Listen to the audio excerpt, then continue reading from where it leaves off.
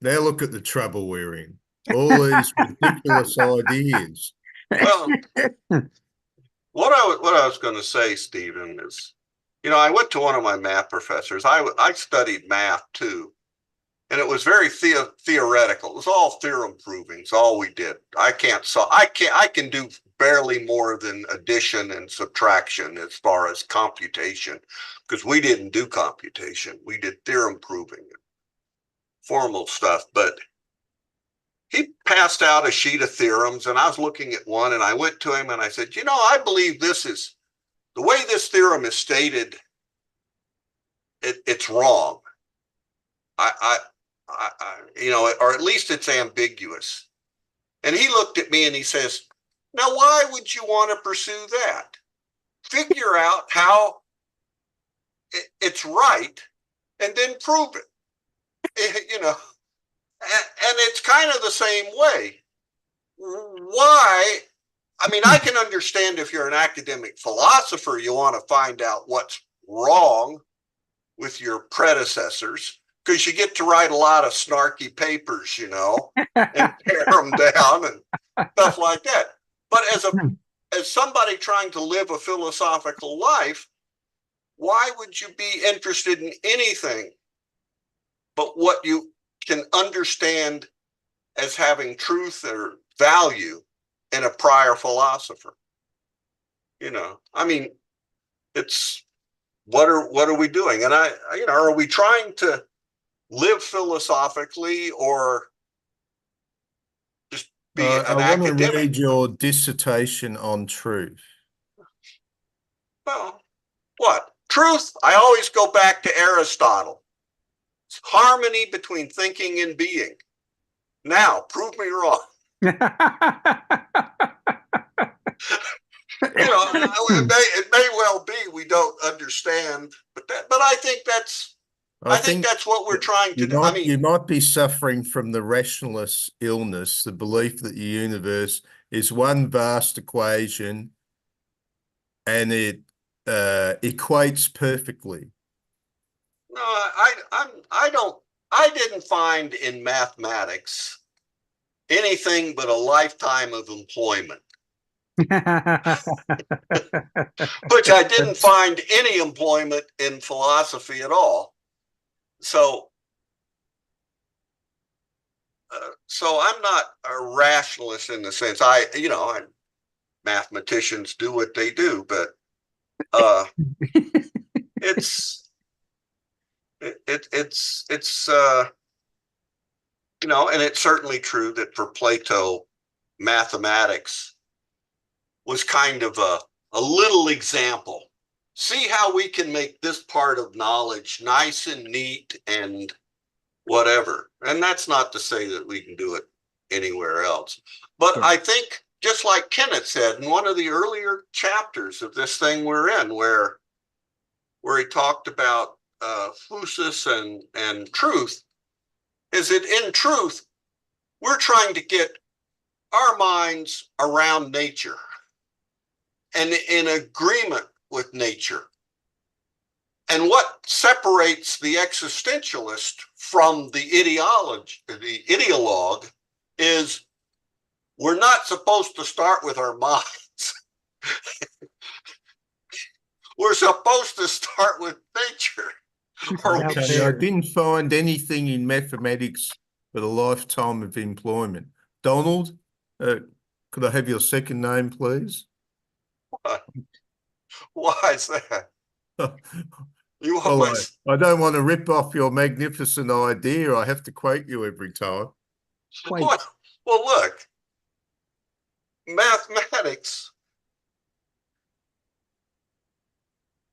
is very good. If you've done like theorem proving in mathematics, and you're used to this sort of rigid, almost autistic mode of thought that lets you manipulate the symbols, well, then you're a computer programmer and didn't know it, right.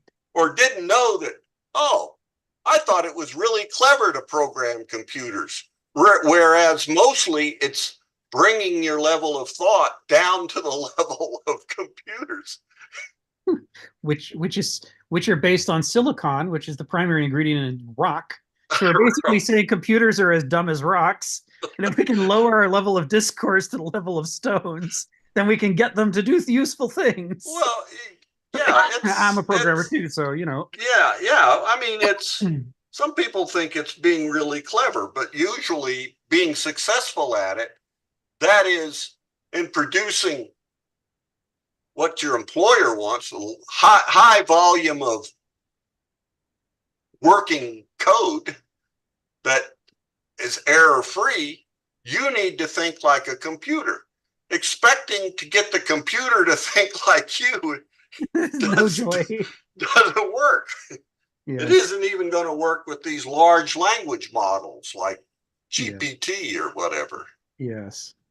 Yes, people are in for an unpleasant surprise when it comes to so-called artificial intelligence. Yeah. Hey, I've been told it's all over. It's all over the news. The world will be transformed in 4 years and 6 months. I suggest you put all your money in it, Stephen. I'll get you. None of us will have to work anymore. And if you've got any left over, I suggest you go with Bitcoin or something too. None of us will have to think anymore. I was sitting in a local meeting of philosophers, and they said, this is 10 years ago, and they said it'll be great that AI is coming along soon because it can solve all the problems, give us all the knowledge of the universe without us having to think about it. Yes. Yes, Duolingo, the online language learning service, just fired half their employees and replaced them with ChatGPT, AI equivalents to use AI to simulate the creation of language lessons. And let me tell you, the quality has dropped significantly. You get these mix and match ones where you're supposed to pick the words, from little boxes, and they appear in order in the order you click them in the sentence above to make the sentence. And the AI thinks that a reasonable randomization would be exactly the same order as the sentence you're supposed to do. I just click left to right and I've solved the problem. There wasn't any actual learning involved in this. I was trying the Bing chat, and I wanted it to give me the dates for the third Thursday each month for 2024. Yes. I tried asking a few different times, but I just wasn't able to ask the right question in the right way because every time I got a mess. Yeah. Yeah. Well, so we're going into a new and exciting era in which everybody gets to learn just how stupid AI actually is right now. 30 years ago, I used to go into local university and chat with a guy who was a world-class mathematician. And I asked him about the possibilities of AI, and he said, we just don't have the maths for AI. It's simple as that. Well, and we don't actually understand what intelligence is. So we're busy simulating an unknown quantity or quality or whatever the hell it is. I mean, you could say, the problems of AI all start with the fact that we think that intelligence is something that you can summarize with an integer. My intelligence is 12. His is 13. Therefore, he's smarter than I am. That's all you need to know about the intelligence, is how to stack ourselves into a little ranking for who gets to bully whom. It's such a brain dead, mindless way to try to approximate the complexities of human reason. And then we go back to the Greeks and we look at gnosis and noesis and these complex interactions and all of this sophisticated behavior that can be modeled from these things. And you compare that to the height of the 20th century modeling of intelligence, which is his intelligence is 7, his is 8. You gotta think, wow, we have sure lowered our understanding of the human mind by a dramatic amount to reduce it to just a little number line. Phil and then Ginny, and then let's get started. Go ahead, Phil. Tell us what's on your mind. Yeah, really related to this discussion about Plato and Aristotle, I want to throw in Socrates. And it seems to me that was a decisive moment when I guess Fusus turned into logos. And my thought is that I actually am beginning to believe more and more in fate. In other words, I don't mean fate in the sense of an absolute destiny. I think destiny is the combination of our ability to maneuver ourselves in relationship to fate to create destiny. And the problem is that there are many factors in the world and in the civilization itself that is beyond our control. And so therefore, in a sense, fate is the lack of control that in a sense helps sort of blow the ship hither and thither as we try to maneuver around it in terms of our intellect and our intuition. And I think that's what the destiny falls in. And my thought is really, because of that, I think really Sophocles put it in the right way in some sense, because like I think the problem I see with Plato, and I very much love Plato, is that in a sense it was cast in some way the wrong way, because as I am being helped to study Kant, I think looking at Kant actually and shining the light backwards, I understand Plato a little bit better. That Plato's forms, instead of being a memory, is a kind of longing for perfection that we could transcend fate. And in some sense, there really isn't that much of a difference between Plato and Aristotle, in the sense that Aristotle seems to, I guess, believe that the forms are within the existential world, and learning to understand that, in a sense, is learning to understand a part of our destiny.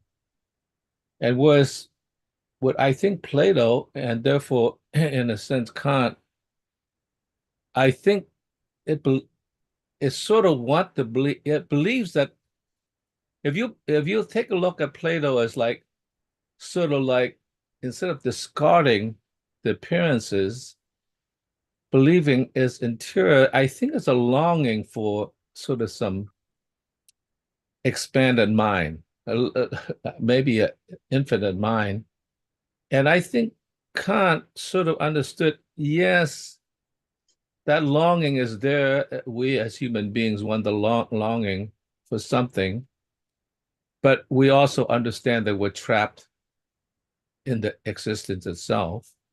And so therefore, the question is whether you want to reduce yourself to say, existence all there is, find the forms there are, rather than going beyond it and have a longing that can never be fulfilled. I remember that story, and I think I told you guys before, about a movie called The Egyptians, in which the guy, he was the imperial physician for the pharaoh, and he sort of, I guess, had a longing for this woman who's very beautiful, a courtesan, and it couldn't get anywhere with it. And finally, she sort of said, "Well, if you give me your parents, the deed of your parents' house, I will show you the meaning of true love." And so he really struggled with that, because he was a very, upright person. He finally decided, for the sake of love, he had to do it, and he did. And as soon as he signed over the deed, that was, by the way, not in the movie. It was, I swear it was. She threw him out, and of course he was puzzled. He was angry and puzzled. He said, "Well, you told me that if I gave you the deed, you would show me the true meaning of love." And she replied, "I honor my promise. True love is unrequited. Longing is unrequited." So therefore, in a sense, if you look at Plato as that longing that's unrequited is not the destiny of the true forms. It's a longing for the forms. And I think in some sense, if you look at it that way, then you realize that you do exist in the existential world, but you have a longing for something more. And I think human beings we all have a longing for things we cannot have.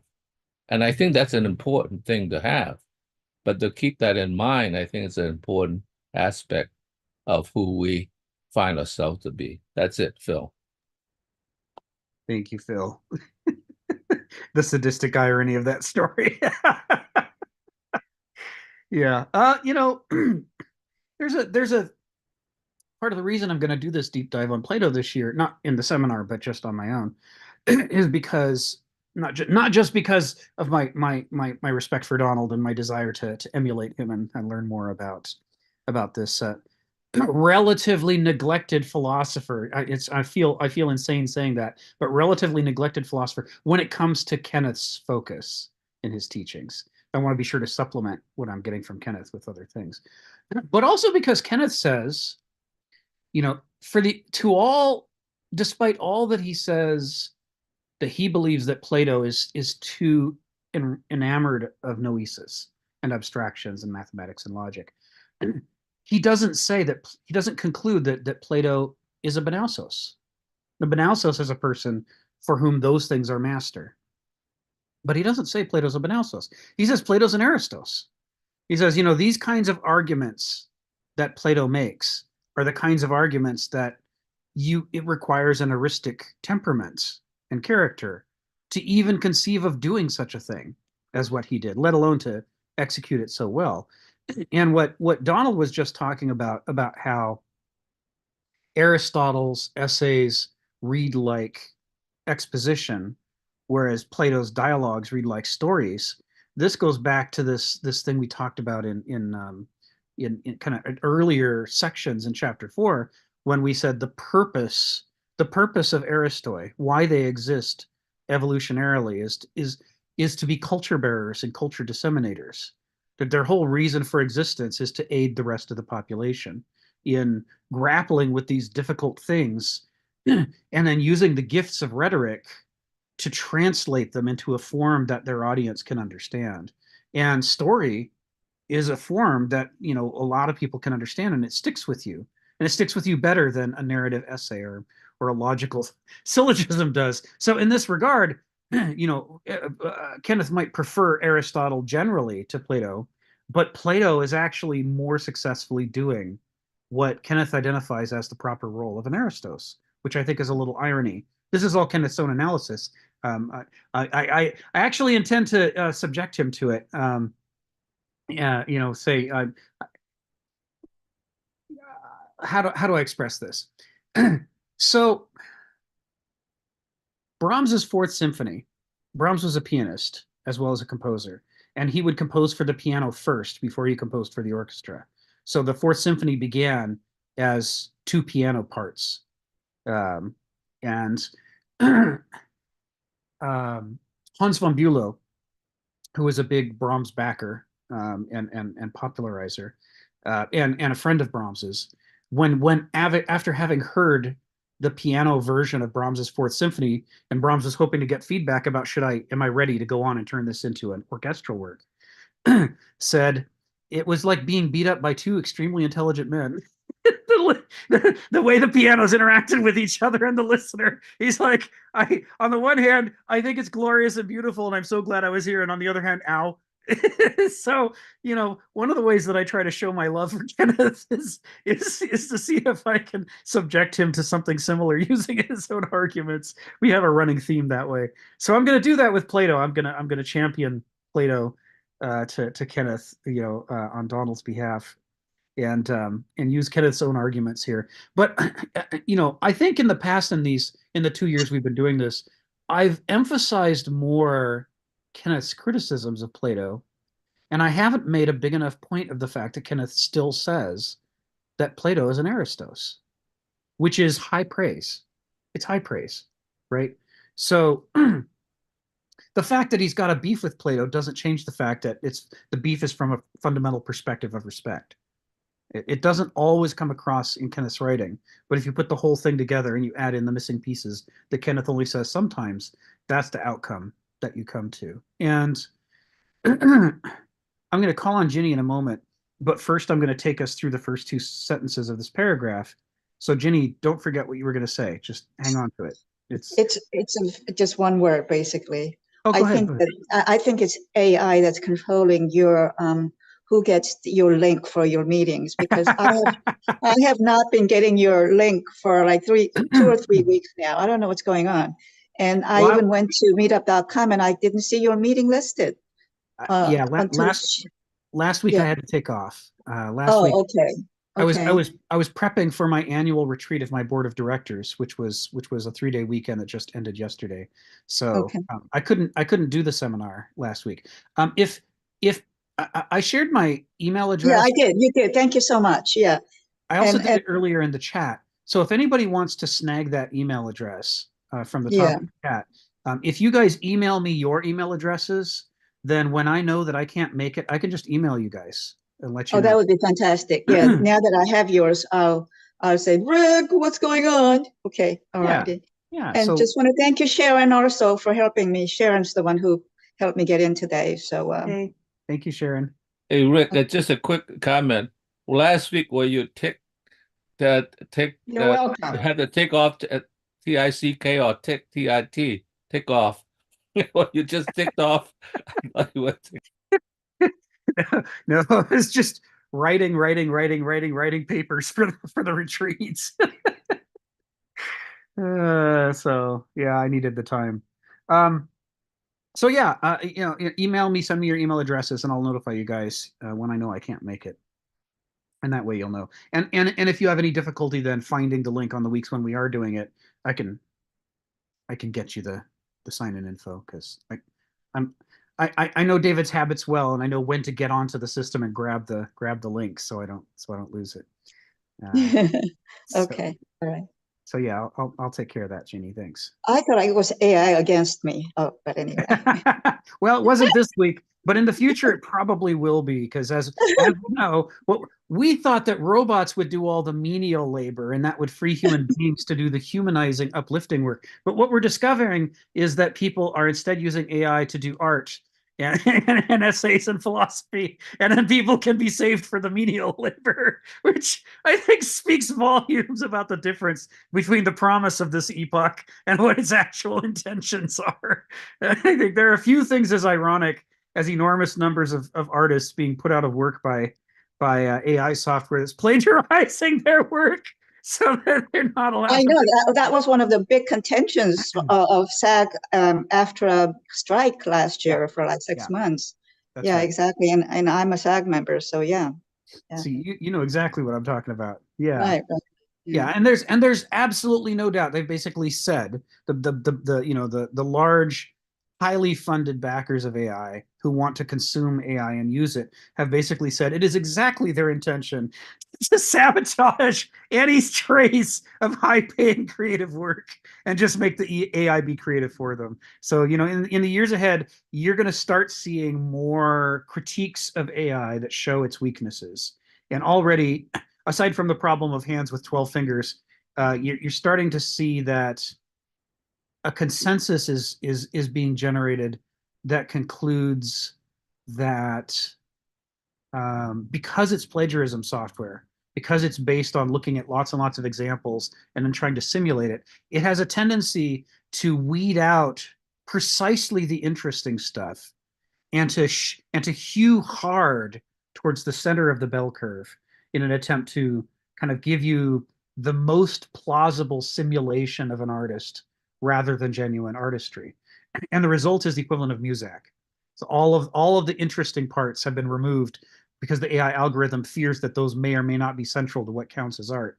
And the most bland, uniform parts, those are the parts that the AI gives a high score to and then replicates in its own creations. So you will see the least interesting possible art being generated by these plagiarism engines. It's Kafka really didn't predict this one.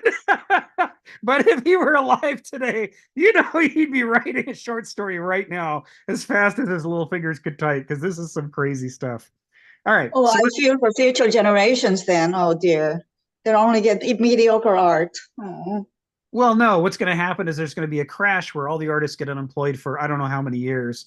And then everyone's going to be sick of the AI art and they won't buy it. And then eventually someone's going to come out with a brand new innovation.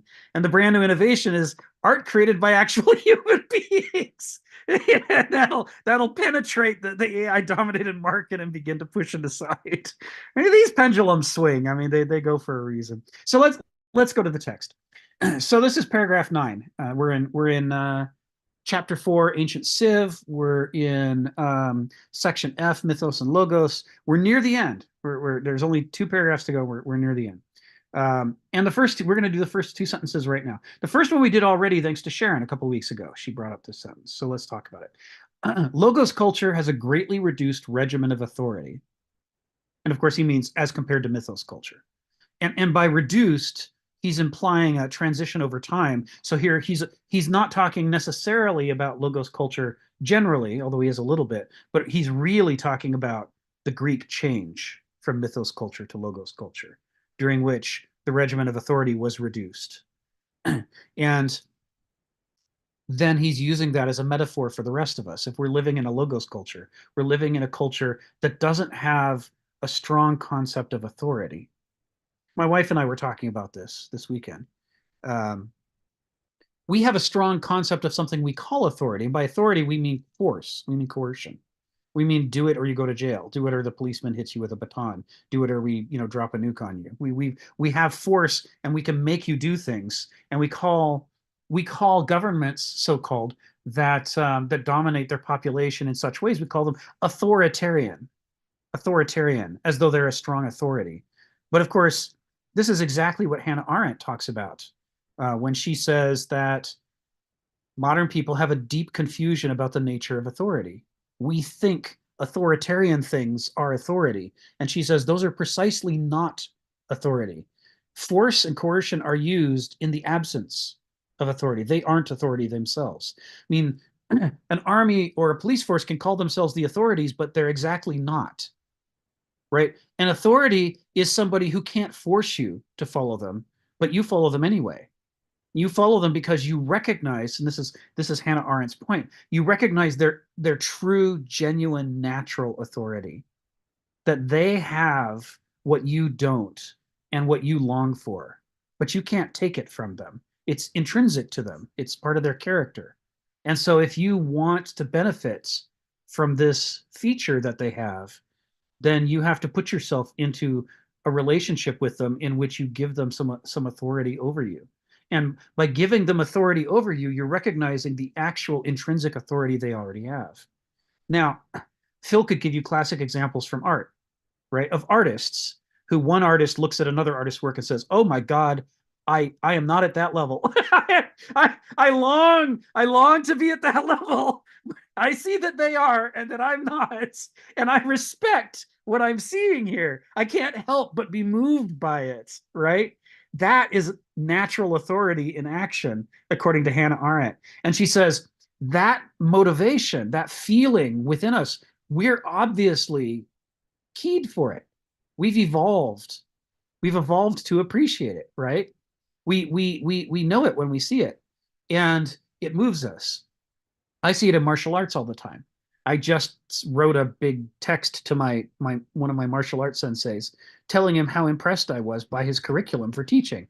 So I said, I've gone through a lot of Kobudo curricula, and none of them are as good as his, and not even close. I mean, the level of detail, the breaking down things into meaningful steps, never teaching you a meaningless motion, but always pausing and showing you why you're doing the things you're doing and what the different options are at this point. It's just really engaging. It just stimulates your creative juices, and you feel like you want to get up off your butt and try it, right? You just want to move immediately in response. And I'm saying that is so hard to do. I've been teaching for decades, and I feel the authority of his teaching because I recognize that I'm not at that level in my ability to teach yet by comparison with him.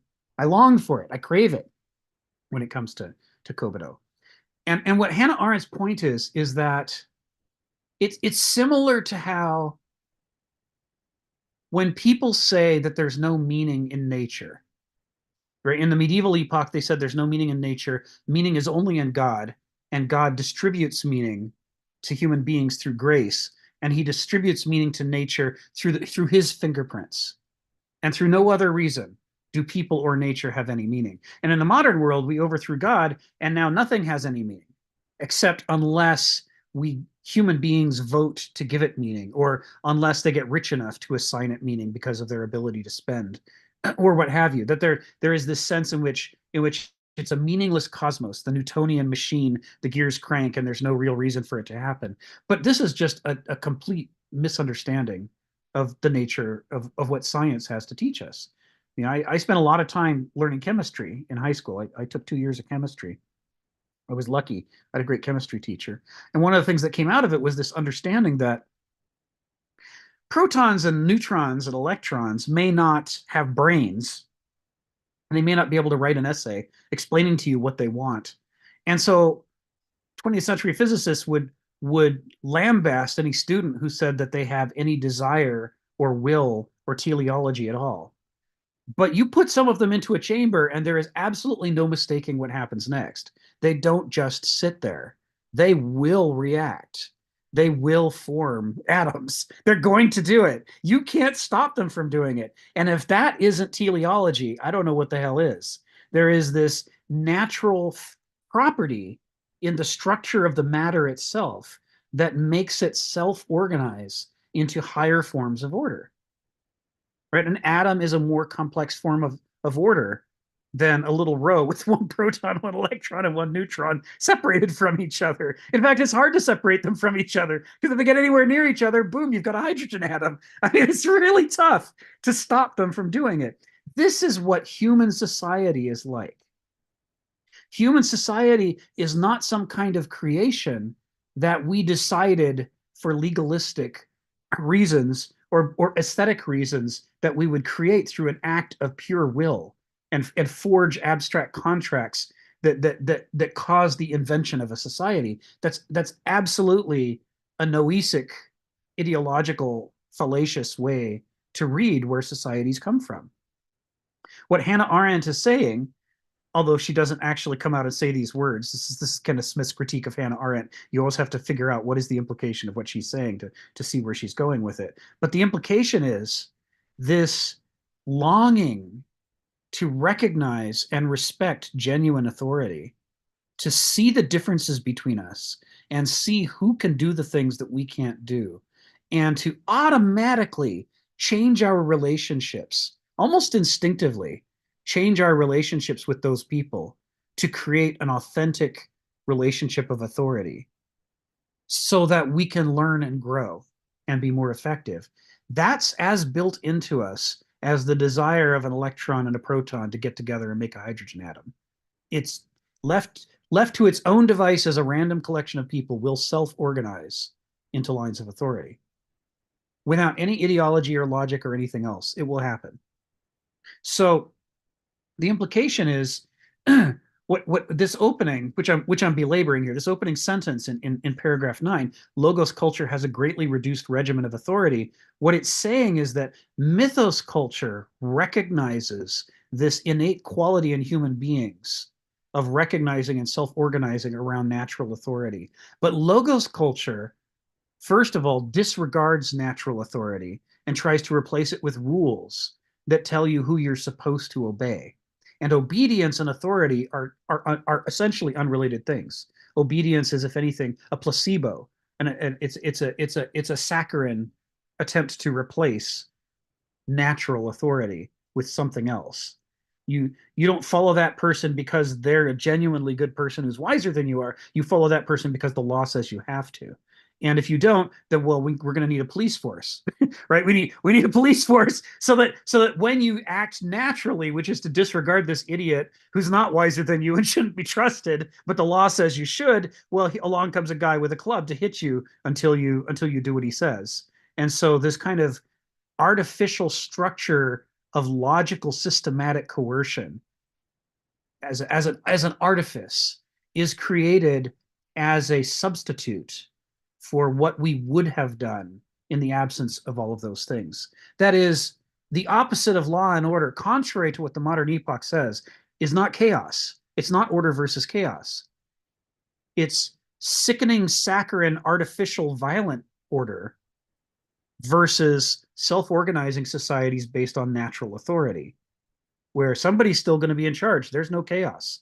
There may be many different people in charge of many different things, but there's going to be people in charge of things. And furthermore, they're going to be the people who are most widely recognized as qualified instead of the people who have the biggest army or who can spend the most money on an election or who can lie the most effectively, right? I mean, there's no way for some average guy on the street to hoodwink a long-term Kobudo practitioner and simulate being a Kobudo master. A little quiet Okinawan guy who's been doing Kobudo for 60 years has qualities that can't be imitated, right? We're talking about a real thing here. Just like Phil can look at the art and he knows it when he sees it. He knows the artist. He looks at Michelangelo's late sculptures showing these beautifully wrought parts of figures struggling to get out of the marble. And the genius of it speaks with an authentic voice that can't be simulated, right? There's lies and money and so on can't replace this thing. So this is what we're talking about. You know, this is the problem with Kenneth's writing. This is just an opening phrase, comma, or an opening clause, comma, and then he moves on to the point of the sentence. But that opening clause is the center of his argument. He's describing the profound significance of what happened in the shift from mythos to logos culture. It's not an evolution. It's a usurpation. It's an attempt to replace something healthy and natural that worked for hundreds of thousands of years for our species with something novel and artificial for the short-term gain of the people who are conning the population in order to put themselves in charge of it. What we see in Aristotle and his description of the good and bad forms of government, as we've mentioned before, it's not an abstract description. He's critiquing the modern governments of his day as being the bad forms instead of the good forms. When he defines the classes in Greek society, the douloi, the banausoi, and the aristoi, and says the people in each class are supposed to be the ones who have the natural attributes that make them already a slave without anyone having to enslave them, or make them already a merchant or a craftsman without anyone having to force them, or naturally make them a trusted authority without having to lie about it or buy votes or anything else. What he's saying is Greek society has collapsed into the bad form in which everything has been substituted with bullshit instead of the real thing. And that substitution happened so recently, we all remember what the real thing was like. And so he doesn't have to say the words, we suck. All he has to say is, behold the good version, behold the bad version, and he knows his audience will automatically come to the conclusion he's trying to make. I'm about to call on the people with their hands up, but here's the punchline, right? This opening clause is also the theme that runs throughout the whole book, because logos culture is going to be modernity. That's going to be the third epoch, the obsession with logos culture. And so when he says it as a greatly reduced regimen of authority, part of what he's saying here is, even though we imagine for ideological reasons that we are the best of the best, nothing could be better than this, we have no idea what we're talking about because we've never experienced a mythos culture. All we know of mythos culture is that the word myth is supposedly some kind of lie. So who'd want to live in a culture of lies? And so we cling to, wait for it, a culture of lies in which all the authority is bogus, right? Thinking that by so doing, we're avoiding a culture of lies. There is a hideous irony that's built right into the structure of what he's saying here. All of this flows out of what's come before, and it's setting up what comes next. Donald, then Phil, then Stephen. Come off mute, Donald, and tell us what's on your mind. Well, I'll go back to defending Plato. No. In the Republic, in the book 1, whatever, Socrates is leaving this exhibition in the Piraeus. They're bringing a new god or goddess or something. I sit here at my computer, so naturally all the books in this room are either math or computer science, and I can't grab a Plato handy. But Socrates and his companions are leaving the Piraeus. They're walking uphill, and some guys come and stop them. I can't remember if it's Polemachus or Thrasymachus or I don't know. But anyway, they say, well, you need to go back down because, there's some people want to talk to you. And a little conversation ensues about, well, maybe you could persuade us to go back down. They say, I don't know. I don't know if we can persuade, you're pretty sharp. Well, maybe we'll just refuse to listen. In that case, they say, well, in that case, we'll just take you down by force. We're going to go see Cephalus or whoever's down there at his house. And now the thing is, as an exercise for the reader, read the remaining 9 books of the Republic as how do you come up with a society that is not the veiled fist, that is truly persuasion. How can you have this? May even, I may be stealing all this from Arendt to start with, but how do you get a society that's cooperation, persuasion, not force, where there can be true authority and organized along those lines? Now, strangely, modern readings of the Republic are all about this autocratic, we got to find the king, the right guy to tell us all what to do. And maybe that's not what it's about. Maybe this stuff from the opening scenario of the Republic sets the stage. How do you avoid the fist and use persuasion? And that's one of the I don't so long. I've always said the problem of the Republic is really, where do you find all the philosopher plumbers, philosopher kings? We got thousands of people. They're all doulos or they're none of them suited, but there thousands want that job. And where do you find a guy who's, or a lady, a person, that says, gosh, he knows more about how to run the city, or she does, than I do. I think I'll go do plumbing. So you have to have a very high degree of acceptance, of learning, of understanding, for people to say, it really is better if the plumber or the pot maker or whatever, they made vases. So I think maybe the big document on authoritarian government in Western civilization is what was the term? We always said misreading. That was our polite way of saying, you blew that. But yes, a misreading of some of Plato's big treatise on government and how it should proceed.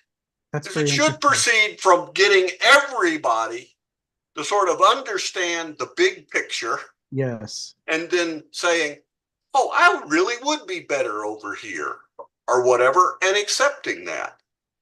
I know where this is. Yeah. There are some people, other people who read the Republic that way, but it's uncommon. Normally, it's everybody fell in love with Karl Popper and whatever was he called? His totalitarian critique. Yeah, or his critique that Plato was the source of the totalitarianism in Western society and stuff, and that let everybody feel good good about themselves or something. Well, it was him over there. It's that one guy. That Well, one he would have guy. been fine if it weren't for him. He Yeah. ruined everything. Yeah. There's some scapegoating there. The isn't open there? society and its enemies. Yeah, Who's that's the right. biggest enemy? That's right. Plato. Let's Guy get it. wrote an enormous book on how to take force out of government. He must be the source of putting force into government. Right. let's So blame him. I just couldn't. I mean, this is what Arendt says, and you're quite right. It's what Kenneth says. Yeah, Yeah. So, but it's not what a lot of people say, yeah, and they should be more careful. yeah, Maybe yeah, enough. yeah. I'm gonna read the Republic. So there. It's been a while since I read it. Don't start there. No. I like your idea of chronological order for when is the story set. I'm gonna. Yeah. Well, I that's different. It's not my idea. But you're the one who brought it to this discussion. So well, I think locally it it's makes your more idea. sense. I think because Yeah, context is king. yeah. Yeah. Thanks, Donald. Phil, come off mute and tell us what's on your mind. Yeah, Donald, I guess interrupted my thought, but I'll try to weave it in. Like Socrates went back and they landed in the house of a rich guy who was an arms dealer, which exactly is an interesting thing. So it sets the stage of actually unveiling that that's not the right way to be. But it just begins there. That's interesting. He's not only an arms dealer, but he's a kind of a rich guy. So there you have it. Like he's going to criticize that in subtle ways, and arguments will come out of that. Like there are people who support, power is really the means of government and so forth. But it's interesting. It starts out with an arms dealer, and the arms dealer leaves because I guess he doesn't want to bear the brunt of the arguments or something. But nonetheless, that's an interesting beginning because it begins I guess an inquisition, a questioning of what things are. So the fact that it didn't begin in a poor man's place who's trying to do the best he can, it's interesting. It sort of starts out with a kind of thing that you can negate. So that's interesting. But getting back to that, I remember about this thing about authority. Because I think even back maybe a year and a half ago, somebody, I guess, complimented you that you're the most authoritative speaker of this subject. And I sort of shook my head. And you were, I think, a little bit pissed off, like I shook my head. No. And I have to explain. I said that you were the least authoritarian person that was, so that's an interesting little take about that. And that what it brings up in a way, it really brings up education. So much of it has to do with educating the person. Because if we look at it, and I was thinking about this authority thing, you could see it as subjective and objective. You could see it as internal and external, and in a sense, you could see it as dynamic and static. And so if the problem with education as we have it now is that is a kind of external authoritarian thing that you learn this, and in a sense, what you need to do in real education is to get the people to understand it themselves, right? Which means that they need to go beyond understanding you rather than understanding themselves. and I don't know how that happens, but it doesn't happen in say like this is what we got to get to. They're going to have to arrive there at their own. Okay, so maybe the story, maybe I guess the fable, you're going to lead a horse to water, but let them drink. I think that might be a fairly good example because, yeah, I guess you have a little bit of leading, and maybe that's what the Socratic method is to lead them to the point. And whether they drink or not is still their determination. And I think we don't do enough of that, of letting people come to their own decision and come to their own realizations. And so therefore, in a sense, because we objectify it, this is what it is, rather than being a kind of dynamic process of a movement of subjectivity, in some sense. And so therefore, it becomes static. This is what it is. It's always going to be this way. Forget about it. Like you just don't understand, right? Instead of them coming to the understanding of what something is. And that's a very mysterious thing about how teaching is. And I think we turn it into a factory mill of, let's say, these are the things you need to understand, learn these, memorize these, and do it, and just be a copy, an imitation of what something is, rather than the fact that you could come to actually invent and come to understand it yourself. So I think that's a very important relationship about whether is a thing or a verb, come to understand. And so understanding is, well, understanding has to come to the understanding. That's it, Phil. That's great, Phil. Thank you. Yeah, it's the difference between mythos style education and logos style education. It's not the difference between teaching people attractive lies and teaching them facts and logic. It's the difference between teaching people to fall in love with learning versus trying to pour Xerox facts and ideologies and imprint them on as many people as possible. The logos culture has a severely reduced concept of what. First of all, it thinks that education is far more powerful over people than it actually is, and so what it wants to do is control your mind. It wants you to be a Xerox of the good person, and the good person is a recipe that they've written down in a standard somewhere, or it's a collection of facts and theorems, and you need to be able to do certain kind of logical derivations and obey the law. And if you can do those things, then you're a good person, ipso facto. And therefore, all other forms of humanity need to be exterminated by educating them to become little clones of each other. This is the logos concept of a good person and how education works. Mythos culture recognizes every single person is different. We all have our own character. Our character is what drives us. And what you do is you expose people to ideas that they otherwise might have missed, and you try to enkindle in them the love of learning.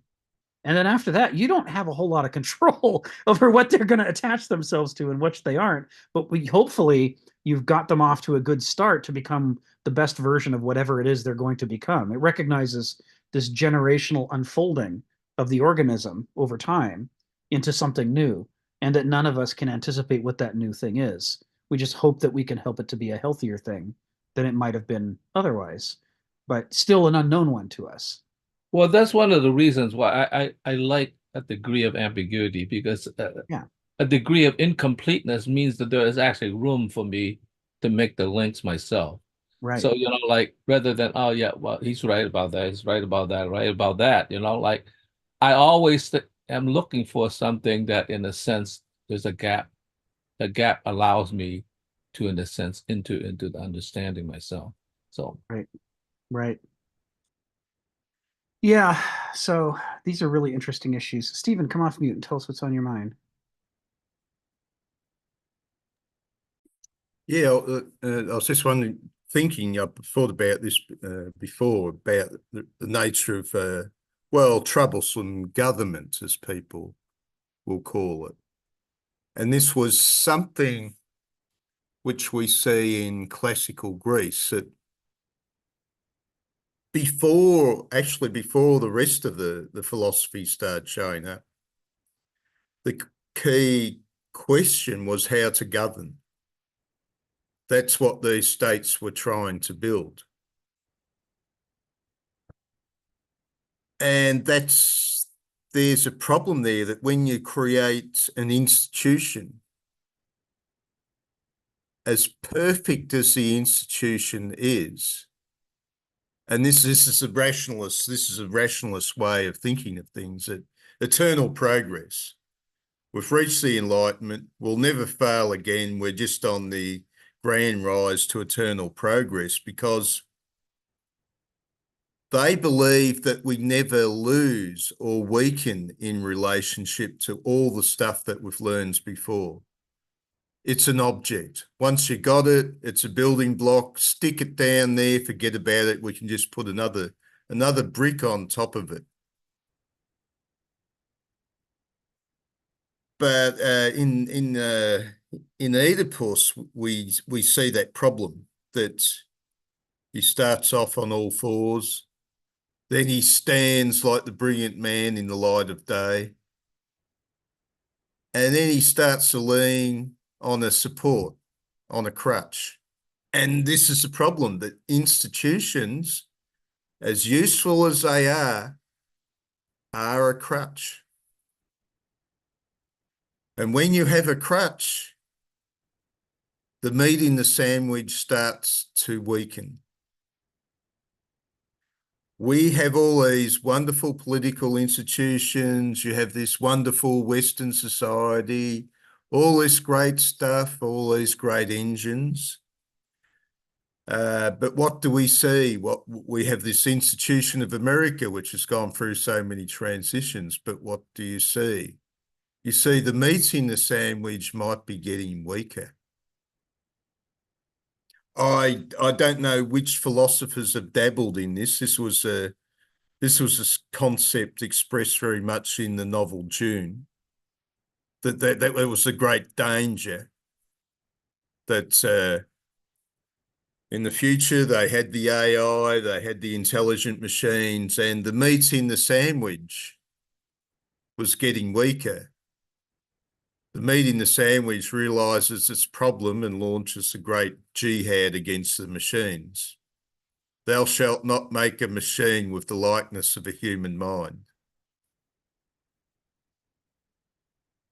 And I'd be curious as to all the philosophers who've dabbled in this concept. I think partly Nietzsche also expressed it when he warned about the nature of the academics in his own time, calling them ridiculously superficial. Here he was in the midst of the beautiful 19th century. You could go to a train station, you could stand at the train station, and not only that, it would have a kiosk with magazines. The very height of civilization. You know that you're there when you've got all this stuff going. And I think subtly he's pointing out that, yes, these 19th century guys are becoming superficial, shallow. It's struggle that gives us depth.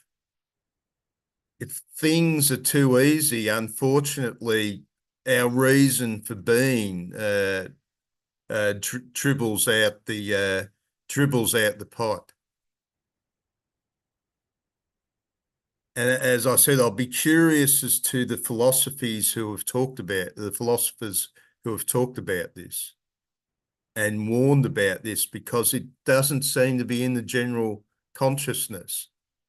Hey, just give us better and better machines, better and better institutions. I still have to work for a living. Please give me a world in which I can never get out of bed.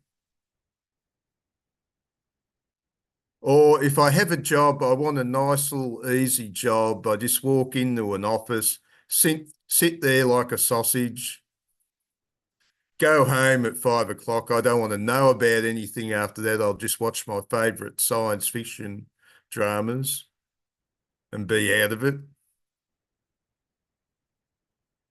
And this becomes a curious question. Where will all this lead?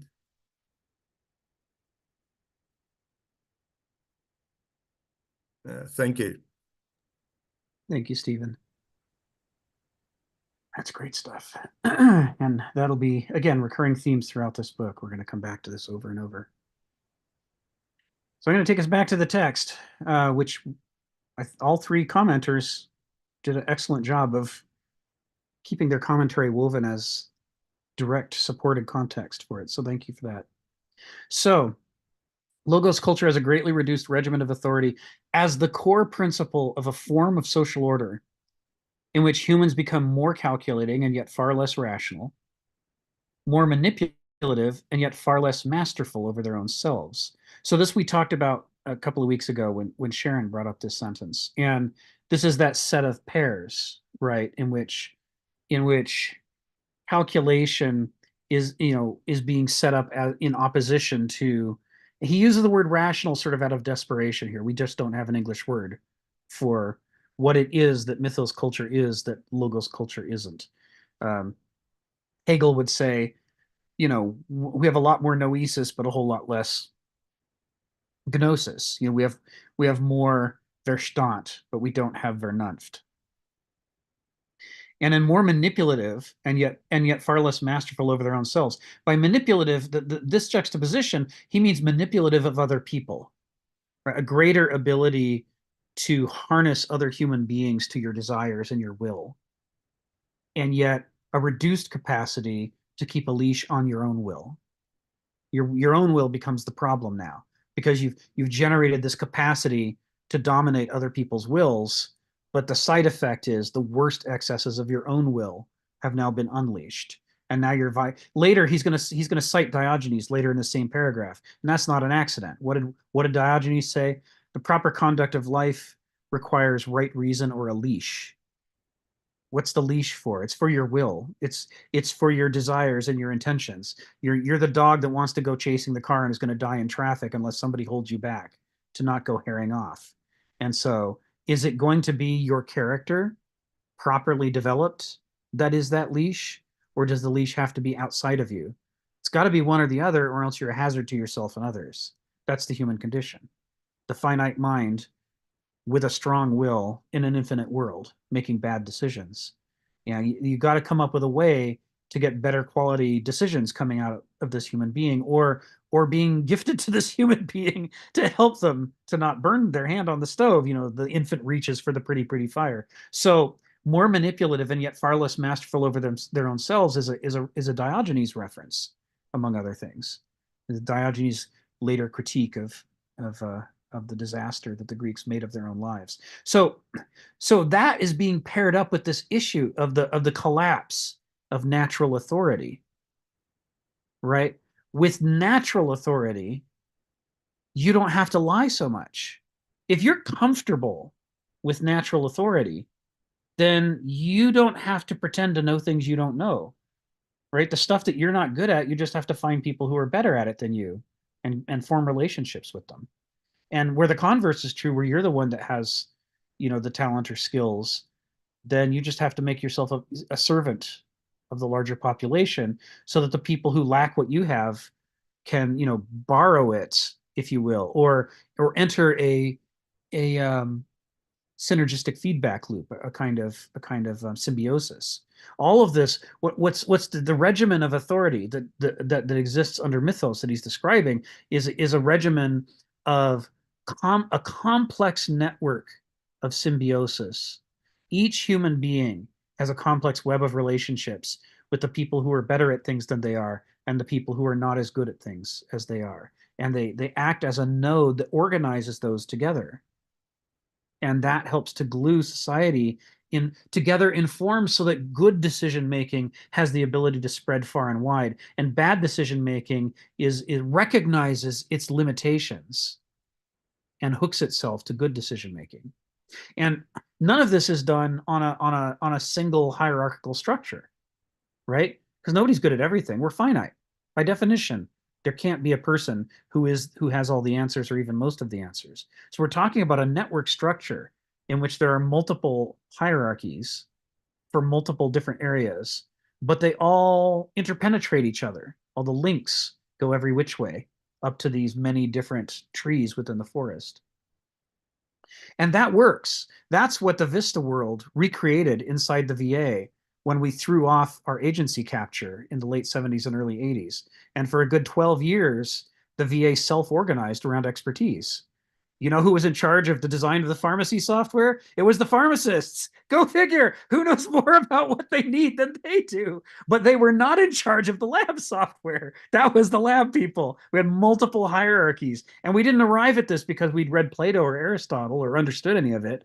We arrived at this because it's the natural, obvious thing to do when you're in a complex, mission-critical situation, if you have not already been imprinted with a logos style ideology that lies by telling you it has all the answers. If only you'll organize yourself in this artificial way, then you don't have to think. You can just, do what you're told. But instead, lacking that, because the VA didn't have any experience with medical software, they just naturally formed one of these structures in the way that Hannah Arendt says would happen.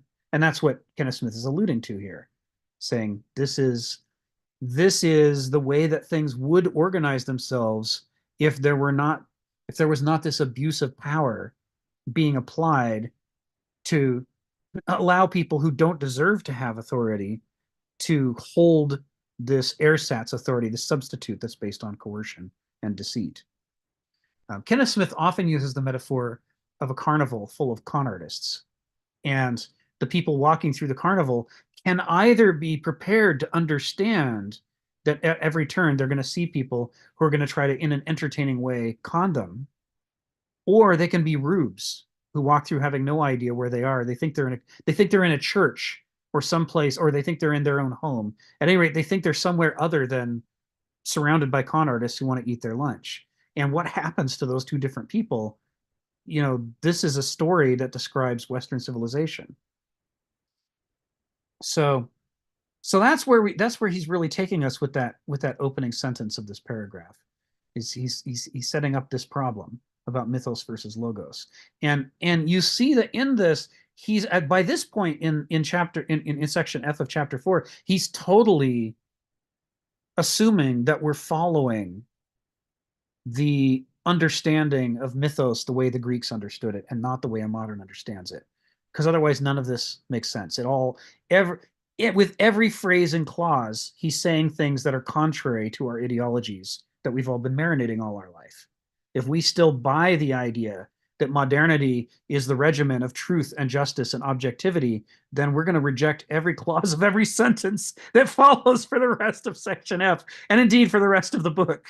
It's this what has come before has built up to this point where we can comprehend these sentences. And, as with the project for the whole book, we can set aside questions of whether he's right or not, that this is objectively so.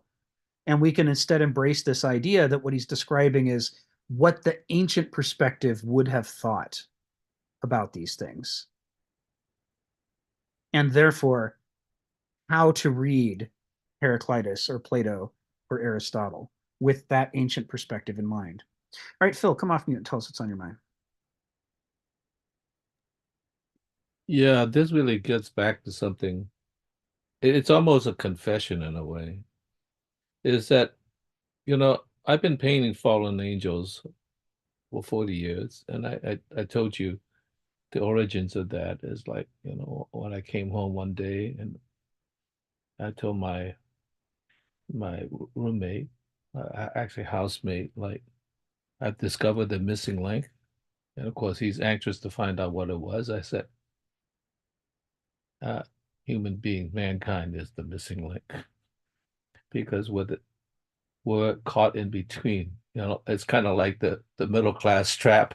We're caught in between the animal and the angel, and we're in this thing. And so the first thing you have to do is to recognize that you are yourself in a state of fallenness, that you are incomplete, and you have to be, in a sense, in control of yourself in some sense that you live in a context, I would say a ecological structure in which you have to, in a sense, have some relationship of controlling your will, because that's driven by drives and passions.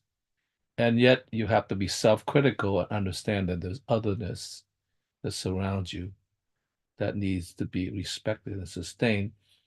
And I often find myself, like, that's a difficult task for myself even. And I'm awfully glad that actually I do not have infinite power, because I have a feeling that I would violate my own humanity if I had the infinite power. So that's acknowledgement of my humanity, my limitations, even though I am aware of these things, that I do actually not have full control of it. To the degree that I have control of it, I'm glad of that. But to the degree that I really feel like I'm on the edge, knife's edge, I'm glad that I understand that I'm a human being and I do not have the power of Superman or Batman, because I just have a feeling that I would violate my own conscience. And so I think understanding that helps me to a certain degree, but you have to be constantly in the lookout and be suspicious of yourself. That's the first thing. And once you understand that, I think you could begin to not only understand other people, but you sometimes have compassion for the fact that they are fallen, in some sense, because they are in some ways you that has just gone awry.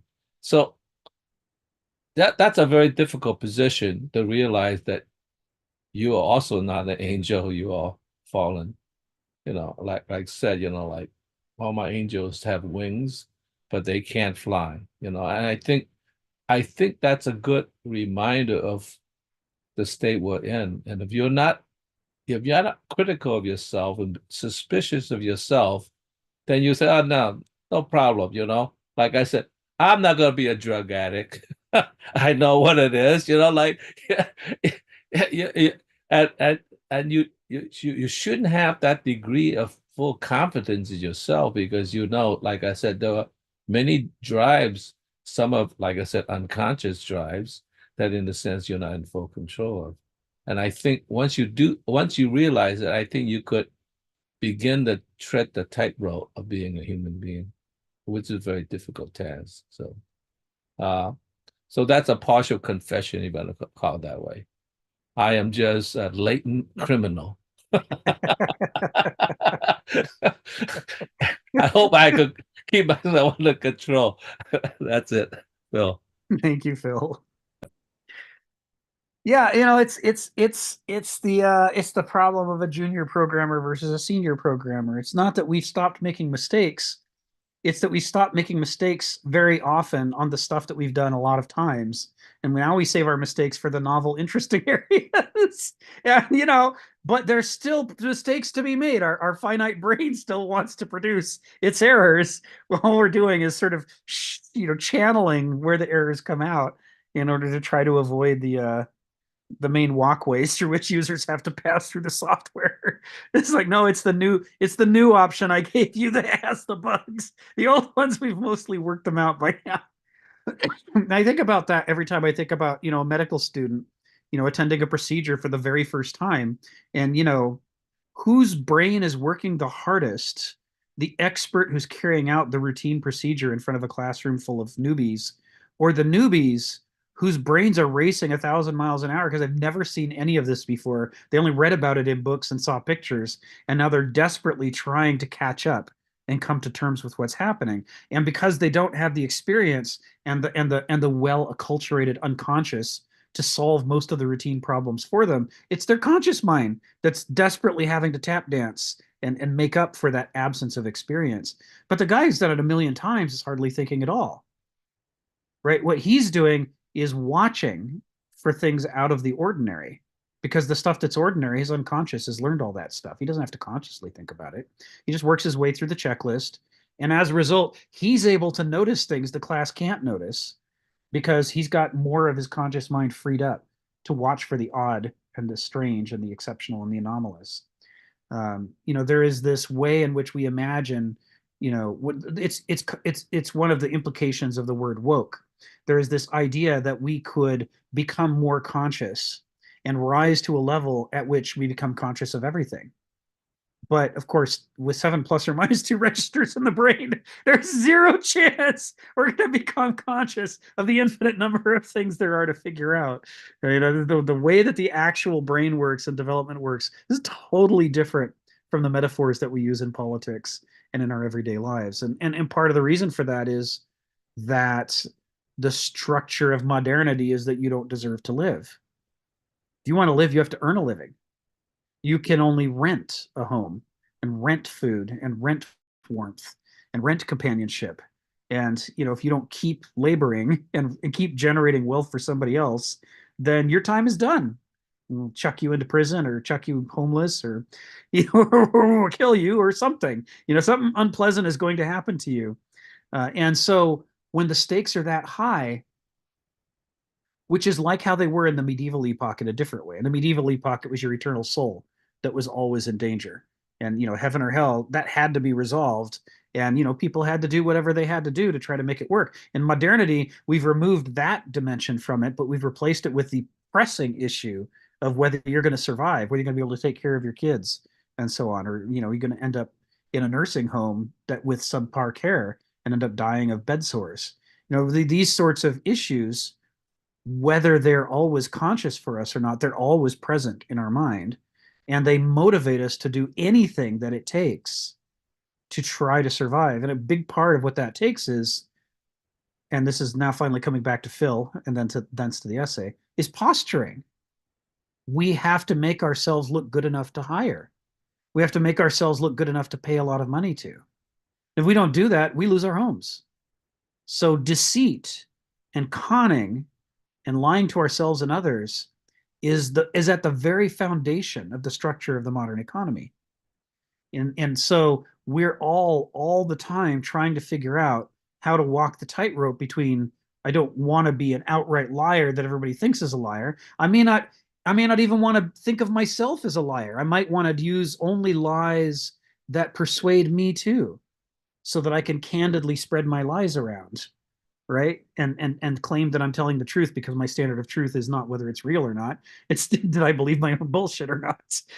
So if you get out of this system of artifice and coercion, and you replace it with natural authority, in a system of natural authority, it doesn't thrive on lies like this. Your survival doesn't depend on lies like this. It depends on the truth. It depends on accurately working out who has the authority that you need, and working out who needs the authority that you have, so that these ties become realistic and you get the maximal benefits and everybody else gets the maximal benefits out of these relationships. That all of that's hindered by the everyday behavior of modernity. It makes it hard. If you look at the literature in martial arts communities, you'll see a lot of discussion of bad senseis, people who don't have the skills, but they market themselves well. They go out there and they present a facade, and they churn through students, and they promise, you'll get a black belt so fast, you won't believe how fast you'll get a black belt in my school, right? They become these kind of fast food shops for dishing out unearned ranks in martial arts. And then those people go out and start dojos of their own, and they're incompetent, but they don't know they're incompetent. So they sell themselves as being great at things that they never really understood in the first place. There is this relentless churn, and it's driven by the fact that every one of these people has to pay their rent. Hey, Rick, yeah, go ahead. hey, Rick, what do you got against Kick-Ass Dojo? Kickassdojo.com. Black belts are us. Give me your $20 and I'll give you a black belt.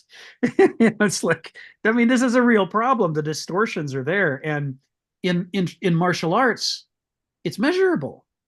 The impact He said, using the word ironically, is absolutely measurable. You can see the consequence, and it's because there's nothing that can be done at a certain level. There's nothing that can be done to disguise incompetent leadership.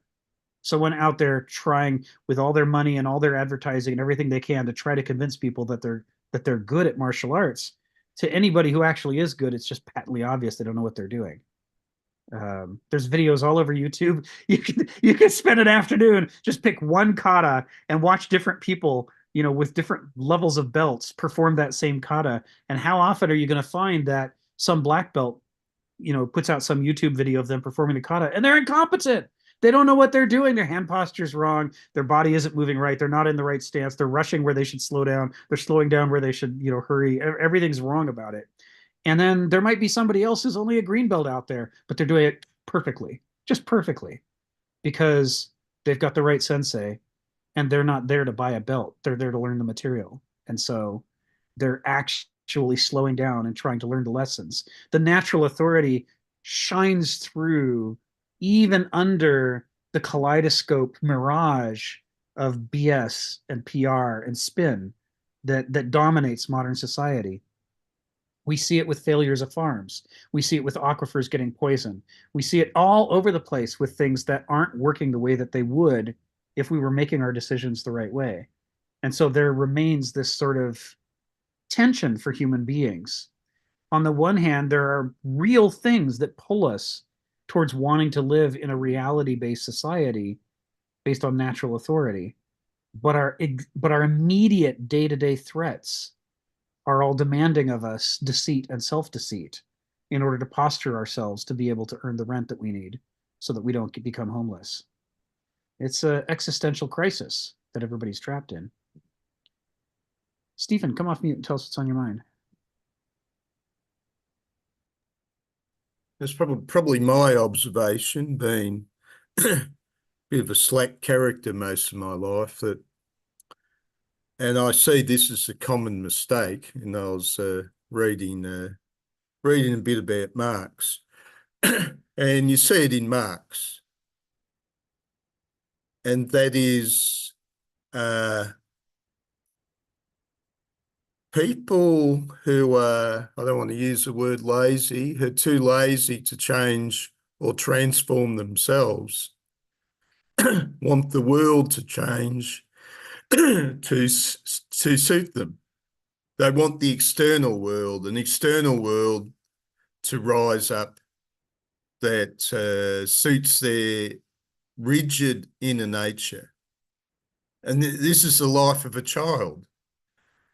This is the life of a doulos. A doulos, the servant or the slave, if you like, is a person who remains in a childlike state and would rather have an authority make all the decisions for them. It's easier. I don't have to think about anything. I can just watch my favourite soap opera and worry about that. With who the murderer was. That's the important thing in the drama, my daily drama, my Days of Our Lives or something like that. And you see this tendency now extremely strong amongst the younger people. And I've, like I said, I've seen it myself. It's the desire to find the perfect world that suits my rigid inner nature. I don't have to change. The world's got to change, but there's a certain impracticality in that. I remember, you get Jordan Peterson, who's the eternal Boy Scouts of philosophers, I suppose, and he says, before you try to transform the world, clean up your own room. That's just very simple, old, plain advice, although I'm told by the Marxists that Jordan Peterson is wrong about everything. That's pure genius if you can be wrong about everything. Quite an accomplishment. Actually, yes. A kind of excellence, really. But yeah, I'm drawn to that line. Okay, so our rationalists were very happy that Socrates showed up and started to make the world very rational. We'd climbed out of the primordial slime of the mythos to the bright world of rationality. But no, this is Kenneth is saying here. Unfortunately, along with rationalism, people started to become irrational. The paradox of rationality. Yeah. Well, you know, I sort of point out to people that your rationality is only as good as your rationales, and they won't believe me. The medieval Christian had a pretty good argument. I have an absolute God who's dispelled chaos, even. Chaos is only an illusion. The light of my absolute God, its universal principles can enlighten the entire universe, and it's only up to me to cease being opaque. I have a guarantee up here that the reason I've been given, if I'm a good boy, will operate properly. I have God's warranty on my reason. Yes. I'm not just an accident that crawled up out of the primordial slime. That's right. That's right. You're part of a grand plan. If that was true, my reason might have a few holes in it. Right. We can't have that. And yes, so this is something I would like, whenever you have the time, to give me the primary school lessons on how the rationalists become irrational. Thank you. Thank you, Stephen. Again, another recurring theme for this book. We're going to come back to that over and over. I've been thinking about that a lot in the last week, and it's going to show up in the weeks ahead as we talk about this. So he says in the second sentence of the paragraph, the outcome of this highly accelerated revolution was that the philosophers who had earlier been the very genius of Greek culture now became radically alienated from it. I'm not going to do the rest of the sentence yet. We're going to hold off on that. Radical alienation from their own culture. Radical alienation from their own culture. What is, under this model, what is the purpose of an Aristos? The purpose of an Aristos is to serve the culture.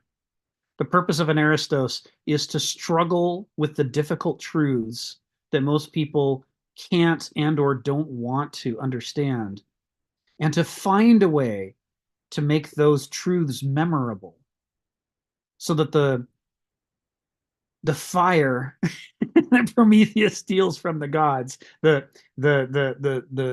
apples of the Hesperides, the fruits of being harmonized with these deep truths of the cosmos are distributed throughout the culture, and the culture thrives.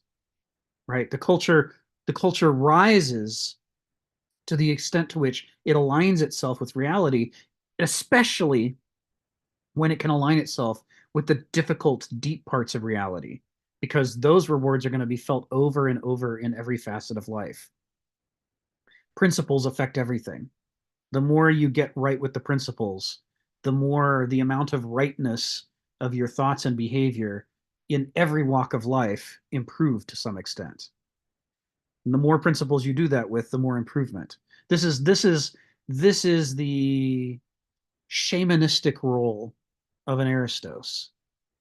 Instead of the spirits per se, the Aristos is communing with the principles, the archai, and bringing them back in narrative form. But everything here hinges not just upon as an individualist culture, this logos culture we're inclined to think that the important part is the Aristos being an individual and going out and wrestling with these deep truths. But if that's all they do, they're not an Aristos. To be an Aristos, they need the gifts of rhetoric. of mythos. They have to find new ways of encoding these difficult, deep truths in an accessible, unforgettable, dramatized way that can be shared across the entire culture, so that every person, you know, from the most sophisticated Aristos to the most benighted doulos, every single person can raise their game as a result of Raven capturing the sun, fire from the sun, in the case of the, you know, the Pacific Northwest coast version of the story.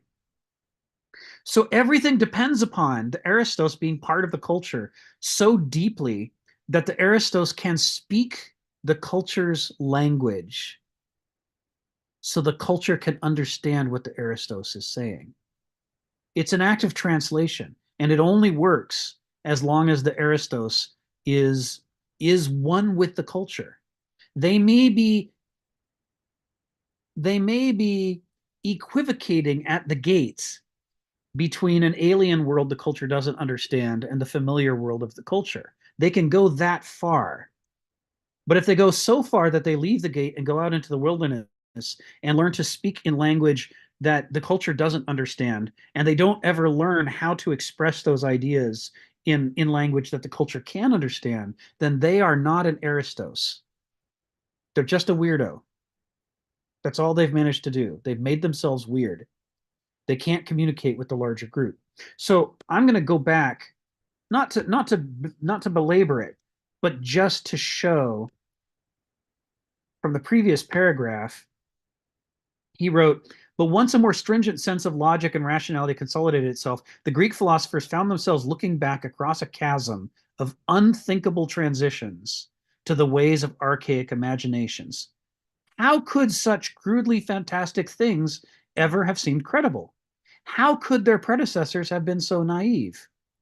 As moderns look on the mind ways of primitives, so the Greeks of the ancient Enlightenment looked back on their credulous forebears.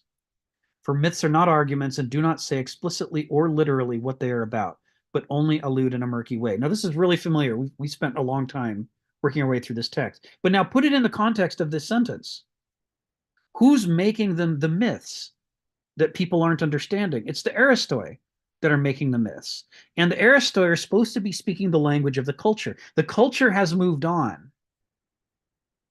The Aristoi have also moved on, but they've moved on into a hyper-rationalist mode of thinking in which not only don't they speak the language of the previous generation of Aristoi, so that they don't feel the truth of the old myths. Because the old myths, those Aristoi were speaking the language of a different culture that doesn't exist anymore. Those messages weren't meant for today's Aristoi or for today's non-Aristoi culture, the hyper-logos culture. It wasn't meant for either one of them.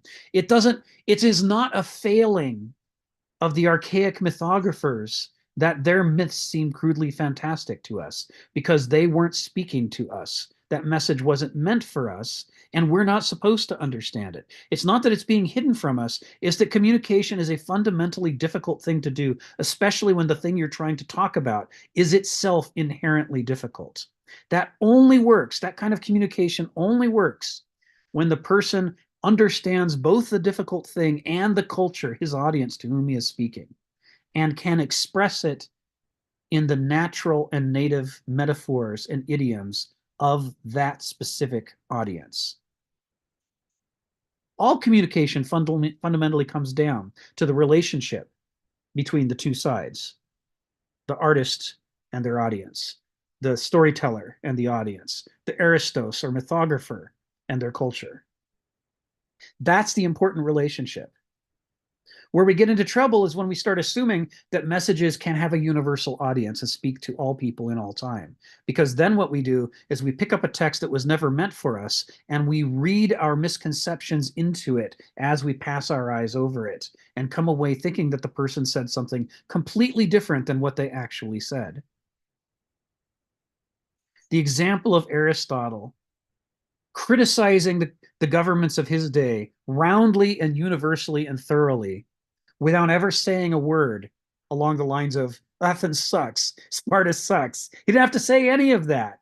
All he had to say is, here's the good government, here's the bad government. And his entire audience went, ooh, burn, man. You just burned our governments. And we read it and we don't see it at all because it wasn't meant for us. We're looking back across a chasm.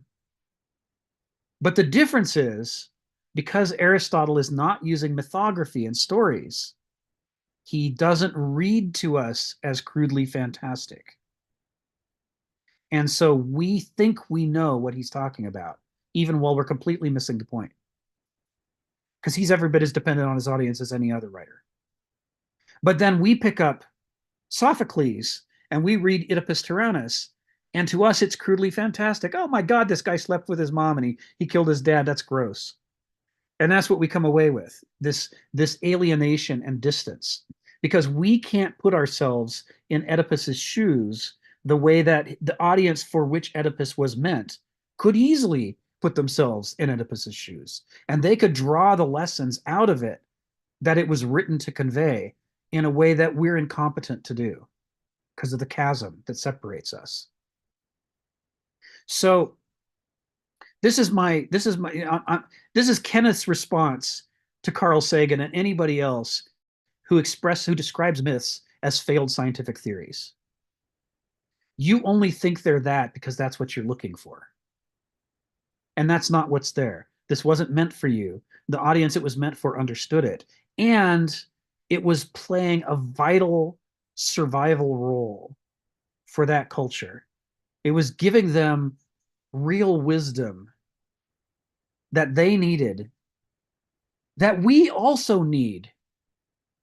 But we have been rendered by the modern epoch and its acculturation incompetent to be able to receive from the work of art that was created for that other audience.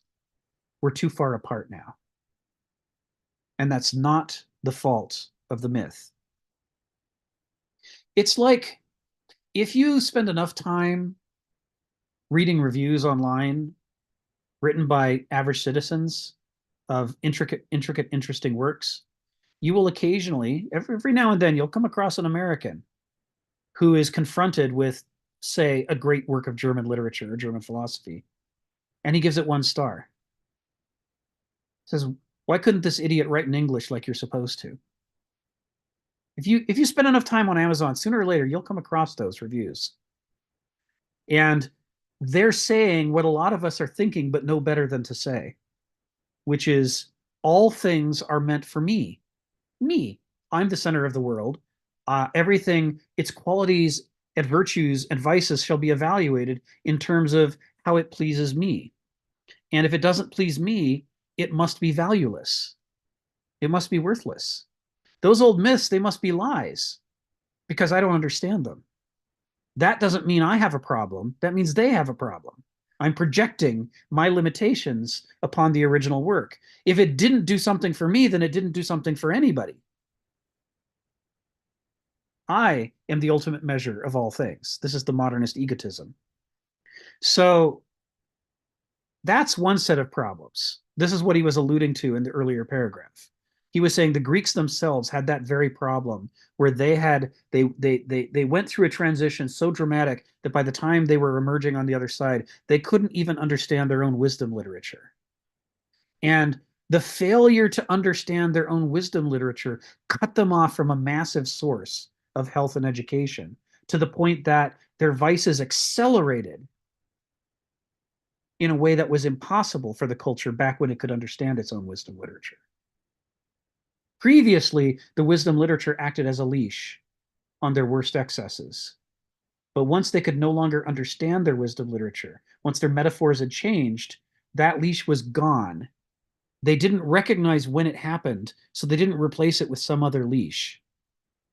And instead, all of the terrible consequences, the possibilities that had previously been leashed were unleashed. And in the new regimen of order, a new level of chaos, previously impossible, was released, paradoxically. So that's what he was saying before. But what he's saying now in this sentence in paragraph 9 is the correlate to that, which is that hyper intellectualized, noeticized philosophers don't believe in myth. They believe in logical syllogisms. So instead of using the gifts of rhetoric to make their truths as accessible as possible and create a wisdom literature that can actually improve the culture, they instead write inaccessible esoteric works that are cut off from the culture. The culture doesn't understand them, and they don't understand the culture. Neither of them speaks each other's language. And now what you have no longer counts as Aristoi, because they're not serving the function of improving the culture. The moment an Aristos stops serving this function in the culture, he stops being an Aristos. It's like if you've got a heart in a jar of formaldehyde. I mean, on the one hand, it's a heart, but on the other hand, I'm dead. I needed that heart to be doing its job, and it's not doing the job. And it doesn't matter how much I measure it and weigh it and say, I can prove that it's a heart. Look at all of these statistics that prove that it's a heart. It's like, but it's not functioning as a heart, and the organism dies without it. There, ergo, in a critical sense, it's not actually a heart anymore. It's dead tissue, and it leaves behind a dead organism. I mean, except in the modern case where sometimes you can get a pacemaker, not a pacemaker, but an artificial heart or the like, or a transplant. So what he's describing here when he says the outcome of this highly accelerated revolution was that the philosophers who had earlier been the very genius of Greek culture now became radically alienated from it. He's saying at that point, the Aristoi stopped being Aristoi.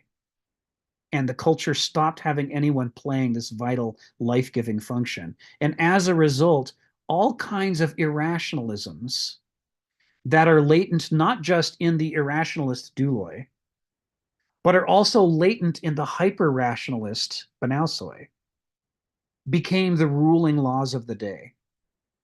And the difference was, of course, that the douloi would appeal to, I do this because I want to. I do this because it feels right. I do this because it's my experience. I do this because I don't get in trouble if I do it. While meanwhile, you've got the banausoi saying, I do this because it's the law. I do this because logic says so. I do this because my ideology says so. And in both cases, neither of them is doing what's right. They're doing what their private idiocosm drives them to do. And now nobody is taking care of weaving the culture together and harmonizing it with the deep principles of the world. That's what he's talking about there. And I explicated it the way I did to try to unpack a little bit what Kenneth's trying to say, which is this is anatomizing how a logos culture is a devolution from a mythos culture, because it's cutting out its own heart.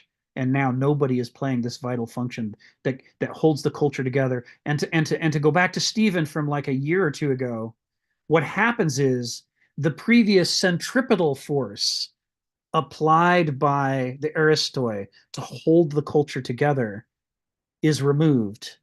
And now the culture is merely centrifugal and begins to fly apart into isolated interests and competing isolated interests and into pieces, ultimately in civil war. The civil war is the centrifugal force unleashed by the loss of mythos and Aristoian philosophers, so that until all we have left is the flying apart. Phil, come off mute. Tell us what's on your mind. Yeah, this flying apart is kind of important psychologically. I want to go back to this by giving you the thing about like the question, like, what do you have against Kick-Ass Dojo? I mean, like, there you have the irony. You know, you see it, but it's no longer a tragic situation. It's actually a comic situation, right? And I wonder whether, when you look back at the myth in the classical Greece, whether we don't just see the irony. I mean, go back to Oedipus Rex. Like, here he is. It's a myth that actually tells about the tragic besettings of a human being that's gone wrong and a culture that's gone wrong. But we see it as a kind of irony, like there he is. This guy doesn't even know what he's doing. He's like, like, well, he didn't consciously know he killed his father, but he certainly had something to do with his mother. That was sort of like, oh, I mean, it's no longer tragic. It's like we just say that's kind of like what you got against Kick-Ass Dojo.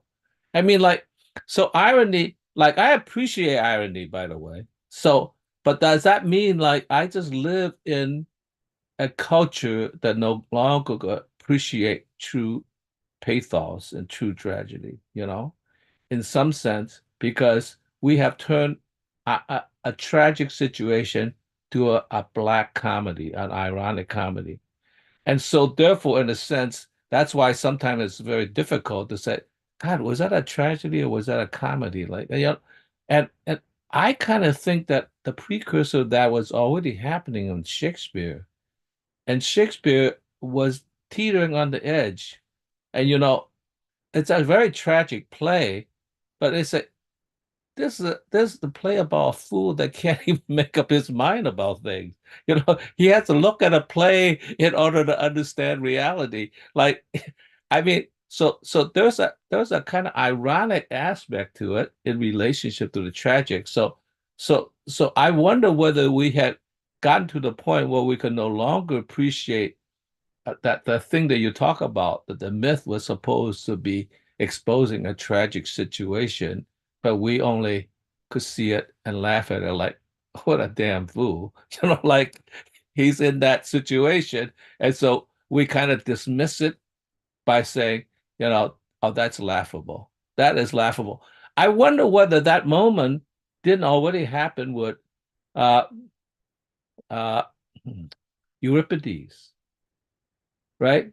In other words, the transition from Sophocles to Euripides was already Euripides was seeing the comic situation in culture already. That therefore it's a very, very mixed and confusing situation. So I wonder whether you see that breakdown that was already happening, and Euripides was probably was he in a sense that already a Hellenist rather than a Greek? I mean, so in some sense, I don't know. Like I have to check on the dates, but I think there is as much as I appreciate it, there is a sad relationship between truly appreciating the tragic, pathetic pathos situation.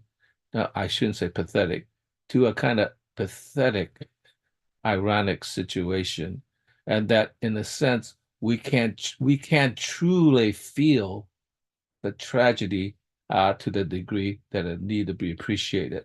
Right. There's always this like this flying apart. Like, yeah, we get a little bit of it, and that's what makes it kind of uh, ironic and on the verge of being funny, right? Right. Right. Yeah. So That's so exactly right. so we are at fault. We can't even see it for what it is. Yeah. Yeah. Yeah. The Washington State history curriculum that's taught in elementary school includes a little bit about the Indian Wars here. Of course, it doesn't include anything like what it should, but it has a little bit. And one of the in one of the difficult, tragic passages, there's a local Indian chief named Popo Mox Mox. And let me tell you, adolescent kids are like, ha ha, it's Poo Poo Max Max. He poops. And it's like, the problem is there's really important material here that every single Washingtonian needs to know about this guy's interactions with the settlers, but almost nobody remembers anything from their Washington State history classes that include him, except it's that guy with the poo-poo name. And that's sort of the equivalent of, the way that we read Oedipus Tyrannus as it's that guy who slept with his mom. And it's like on the one hand, you don't want to blame people for their ignorance, but on the other hand, blame is not as useful a model as responsibility. And who should be more responsible for my ignorance than me? If anyone is suffering from it, I suffer the most from my ignorance. And if anyone is in a position to do something about it, to change the condition, I'm in that position. Ergo, I'm the one who's responsible. So if I'm misunderstanding these things, I can hardly blame them for never having been written to me. You know, I didn't exist. Why should Sophocles write a play for me? He couldn't imagine there would be as benighted an epoch as this one. It was inconceivable. It was beyond his capacity to write for us. And he would have been a failure in his own day if he had. Also, he wouldn't have been himself. You know, only we're the ones that are immersed in our current circumstances. If we are to have a mythos to replace the missing wisdom literature, it's going to have to be generated by someone who speaks this language. And the problem is, it raises questions about whether our language can express wisdom or mythos. We might have a language that will not allow it. It might be that in English, for example, you can write other kinds of genres, but you can't write mythos.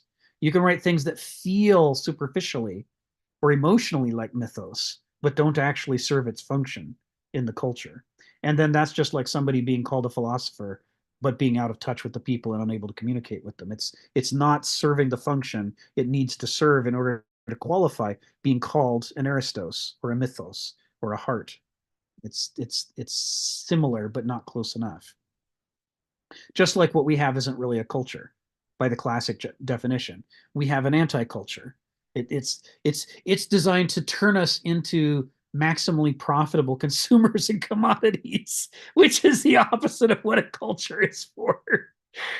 So anyway, so the end of this sentence, second sentence, end of the end of the second sentence. After he talks about this schism and the radical alienation, he says, that is the philosophers, narrowed mode of reason, and by that, obviously, he's referring to the Banalsic mind. He's referring to noesis. He's referring to Verstand.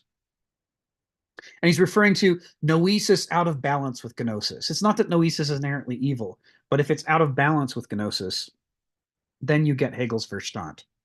And that's the narrowed mode of reason, rationality that Stephen is often questioning, and rightly so. Their narrowed mode of reason, now bereft of any authority over the drift of public affairs, into vicious dementia and degeneracy. So the drift is into vicious dementia and degeneracy. The authority was the authority over how public affairs develop. And we're not saying they had coercion or control. That's the modern ersatz replacement for authority.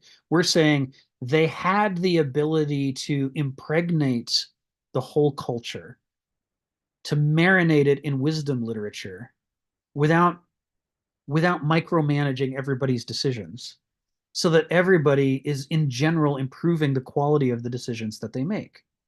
They understand Oedipus Tyrannus. They are forewarned about the liability of human character, and they go into every decision they make armed with that awareness. One of the one of the little parts of their brain can always be set aside to go, wait a minute, now I start to sound like Achilles throwing a tantrum on the fields of Troy. I'm going to back off and behave differently, right? If they are forewarned with those memorable, unforgettable pieces of wisdom literature, then they are forearmed against their own liabilities, and it functions as Diogenes' leash upon themselves to improve the conduct of their lives. And so as a result, the overall drift of public affairs in 1,000 small ways moves in a healthier direction. That's what mythos culture and Aristoi were about. But in the absence of that, the overall quality of decision making in 1,000 different ways in 1,000 different places degenerates, and ego and idiotism become the norms rather than becoming things that people used to try to overcome. And the result is incoherency with reality, a lack of harmony with the deeper principles, and thus he says dementia, in the sense that this same culture used to know better when it was a different culture before it grew out of it. And now it has the equivalent of senility. It's ostensibly the same city-states, it's the same geography, but the people in it have changed to a point where they're not able to do what they once were able to do. So that's what he's talking about here. He says that is what it means to move from a healthy mythos culture to a modern, superior logos culture, is that things fall apart. And that because they're falling apart in 1,000 tiny ways, nobody can put their finger on what the problem is. They attempt to scapegoat and say it's just this one bad guy or this one bad empire. Like when Persia was invading, you could point at the Persian emperor and go, that's our problem right there. When Athens refused to give up the control and wealth of the Delian League after the war was over, Sparta and its allies could point at Athens and go, I see the problem and it's right there. But then after Sparta was in charge, they screwed up. And then when Corinth and Thebes were in charge, they screwed up. And after a while, it's like, where am I supposed to point the finger? I mean, the previous solution seemed to work briefly, but within a year or two, everyone's going, this isn't actually solving any of the problem. I can't seem to point at the problem. If I can't point at the problem, I don't even know where to apply myself. Instead of dealing with a problem that fits within the 7 plus or minus 2 scope of human consciousness, I'm looking at a problem that has thousands of things, most of which I can't quite find. And so this is how the culture falls apart, unable even to understand what's happening to it. They can't even identify a single point of failure, let alone figure out why it's failing, which is a whole other problem. And all of this follows naturally from the shift into the half-witted mode of hyper-noeticized logos culture, because people are no longer trusting half of their brain. And that half that they don't trust, that's gnosis. That's the half that plugs them into reality and makes them respect what nature has to tell them. They don't respect that anymore, then they're not going to do the extra work that's required to harmonize with these natural principles. And as they drift away from the natural principles, they come into conflict with things far more powerful than they are. More powerful, according to the Greeks, than even the gods are. The most powerful things there are. The fates, ananke, necessity. They're up against things they can only fail if they're in conflict against. And they did it because they didn't trust the part of their mind that would have made them respect the authority of nature. This takes us full circle, right? The regimen of authority, the greatly reduced regimen of authority. The natural authority that they don't trust doesn't just include natural ties of authority within individuals. It also includes respect for the authority of nature itself. They start to think their own creations and their own power are more important than the deep laws of nature. And thus, they make exactly the mistake that the classic tragic heroes of almost every Greek myth made, right? Agamemnon decides to sacrifice his daughter to control the winds.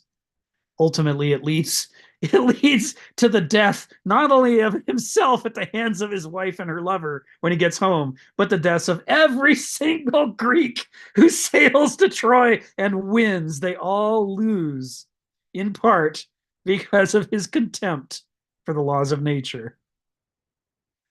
Stephen, then Phil. Go ahead, Stephen. Tell us what's on your mind. Yes, I was just going to say, my explorations of history, which are still very shallow, but it's ongoing occasionally. There's this question of the Great Library of Alexandria, and everyone seems to think that the grand project was going on throughout the entire Roman Empire until the barbarians showed up, and the Christians, who were also barbarians, it seems, and they're the ones that suppressed everything. But I discovered historically the suppression of the Great Library started about a century after its creation. The wonderful moment when Ptolemies, the Ptolemies decided, let's build this grand library which will contain all the information, and I suppose back in those days, of course, the Roman Empire probably had in real terms, the economy of Ethiopia last century by our standards. So it's quite a task to, you know, employ all these scholars as library staff and stuff like this. It's quite a bright penny for the empire. But of course, the problem arose later on that the philosophers had become like the old Egyptian priesthood. They had other motives. There's a job there. There's employment there. And they started getting involved in politics, you know, backing claimants to the throne. And partly this is where the trouble started when the particular pharaoh got back in power. He started to realise thinkers are dangerous. Thought is dangerous. Earlier on, you know, the philosophers had thought, if only we could know more. And this suppression of thought was something that we see in the declining Greek Empire, and even before Rome was, well, just as Rome was starting to kick off, they were suppressing philosophy. And the philosophers weren't helping themselves always, I suspect. And of course, the later emperor would say, I don't like the way you're thinking. Go and disappear to a small island where your ideas can't get out all over the place. And I think we've reached that stage now that we got rid of the church, they say. The modern philosophers got rid of the church and were discussing just about anything. And now we've reached the stage where we've discovered ideas are dangerous. And we've really got to stop discussing the wrong ideas. So this the beginning, the end of the beginning, as Spengler would say, because when he wrote his book, he wasn't talking about the collapse of civilization. He's talking about the end of the bright phase of the youthful civilization when it's not taking on all the challenges. And this is, you know, in school I was taught that the bright Roman Empire, you know, collapsed into the Dark Ages about, you know, 400 or 500 AD or whenever it was. But the bright days ended in the 2nd century BC. That was already the decline, even though materially the empire was going to grow and the Greco-Roman Empire was going to become bigger and better. The philosophy, the bright days of the bright adventure of philosophy was starting to suffer a bit. Thank you. Thank you, Stephen. Phil, go ahead. It seems like we have a kind of strategical problem. And I'm going to pose this a question, you know, since we have lost the true meaning of myth because it has fracture in a way, in my words, in an ironic way. That's why we still recognize it to a certain degree. So its fracturing means like there are these shards left over, you know, in the opening, you know, as Heidegger was in the clearing, as Heidegger would put it. Is it a better tactic to say we need to gather these shards to, in a sense, reconstitute the memory of the past? And to what degree is that a kind of a useless nostalgia? Or do we gather these shards to reconstruct a new myth for possibilities? That's why I left it as a question. To what degree is looking back a way of looking forward. To what degree is looking back really just a gathering of the bits of shards to reconstitute a new vase to hold the content of the myth. So, and those are very different because one seemed to be looking back, back to the future, as the movie would say. Or is it back to the a kind of fragmented future to reconstitute, in a sense, a new future that still could constitute a new myth, a possibility that we could believe in, So that Kafka has deconstructed irony quite successfully, but now we're left with bits of Kafka left.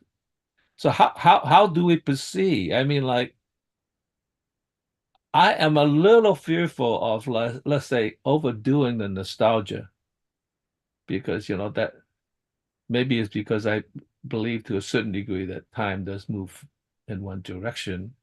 Maybe it doesn't. Maybe it does. We move in a circular pattern, and so I just wonder. It just seems to me we are where we are, and gathering it.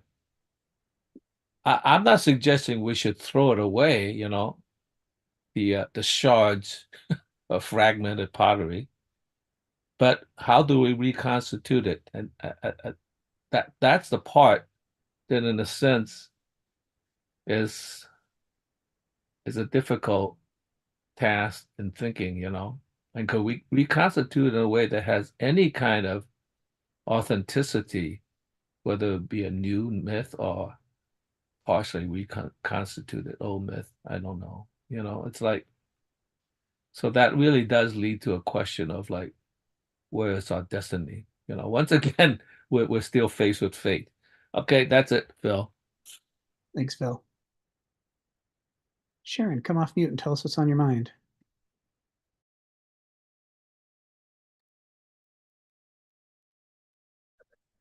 Oh, I have a question. Are cultures ever 100% operating in mythos? No. Or in logos? Or they go between each other? Because the more I read, I am beginning to interpret logos as a form of rhetoric. And I went back and read a couple of sentences here. It said, myth animated an organic culture with heroic or symbolic personalities, whereas logic nourishes nothing in the will or conscience, but only chastens thinking against formal fallacies. So do the two operate together in any culture? It's a great question. It's a great question. So, this is one of the problems with the way that Kenneth uses his language through this passage. We see that gnosis and noesis are opposites, and that they're both faculties that we have and that we need. And then he gives us the name logos culture for if we are hyper-noeticized and not doing enough gnosis. And then he gives us the word mythos culture, but he doesn't give us the word for what if we were hyper-gnosified? What if we were avoiding noesis and leaning entirely into gnosis? He's not giving us a word for that. And so it's very easy for us to assume that must be mythos culture, but it's not. Logos culture is when you're only using one of your faculties and the other one is suppressed. Mythos culture is when you're using both faculties.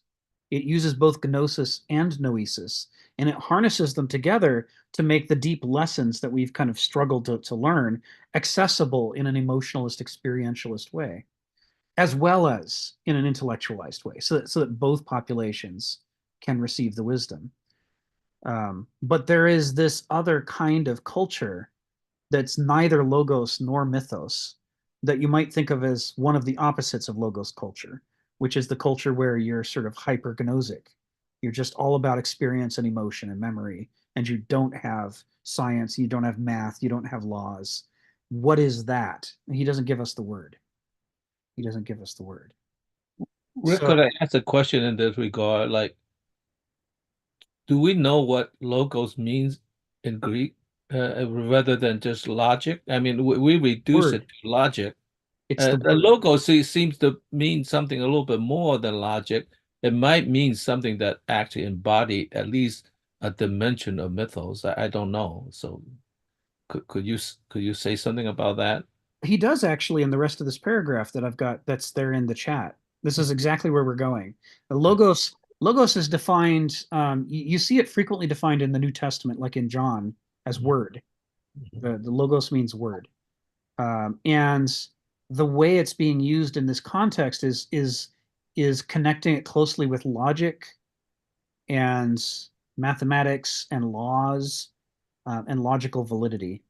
So the way And reasoning too. reasoning, yes, yes, and we get into trouble because the word reason in the modern context includes more than logos, right? We for example, we often say that science is a rational reasoning activity, and when we do that, we're blurring the lines between mythos and logos, right? Science, what's interesting about science is that it doesn't strictly rely on logic and math and laws, but rather it harnesses them to experiment, to find out what Mother Nature has to tell us about our logical postulates, right? We can make a logical hypothesis, but then we move it out of the realm of rationality and logic by harnessing it to an experiment to give experience, the gnosis side of life, an opportunity to critique the noesis side of having developed the hypothesis. And it's because we do both of them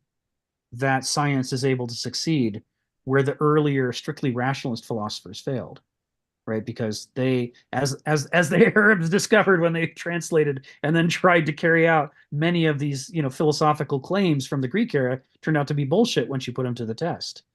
And so they had to rediscover science, which had only arisen late in the Roman Empire. So what I'm saying is science, where you're balancing experience and reason together to find out the truth, it is heading in the direction of mythos, right? It's closer to heuristic thinking because it's refusing to let either faculty of the mind be master. It's saying they have to correct each other and check each other. And only if we use both of the faculties in that dynamic relationship do we have a chance of getting closer to the truth. That's the basis of science. And if science is harnessed to storytelling and rhetoric in such a way that the deep truths can be explained to people in a way that's unforgettable, so that even people who are scientifically illiterate can benefit from understanding these deeper, harder truths, then science would begin to move closer to mythos. And to get all the way to mythos, science would have to be willing to do that same activity with things that can't be measured. You start to get into things about human character and free will and determinism and the rights of people. What do they have a right to do and what do they not have a right to do? And these things you can't measure with a ruler, but they still can only validly be explored in the same way, in that you have to use both noesis and gnosis together to learn about those things, just like you do about the things that you can measure. So mythos is like hyperscience. It does what science does, but it also popularizes it. And then it also does it to the kinds of things that science just stays out of and capitulates to religion on, right? Good and evil, right and wrong. What is to be done? All of these kinds of materials that science tries to stay clear of. Mythos says, no, we're going to do those too, but we're going to do it again by using both faculties in balance. So I have more confusion. Yeah. Because the word logos has more than one meaning. From the book of John, it says, and the word became flesh and came to dwell among us. Yes. And that was logos. And those scriptural texts undergirded a way of life, a way of living, a society.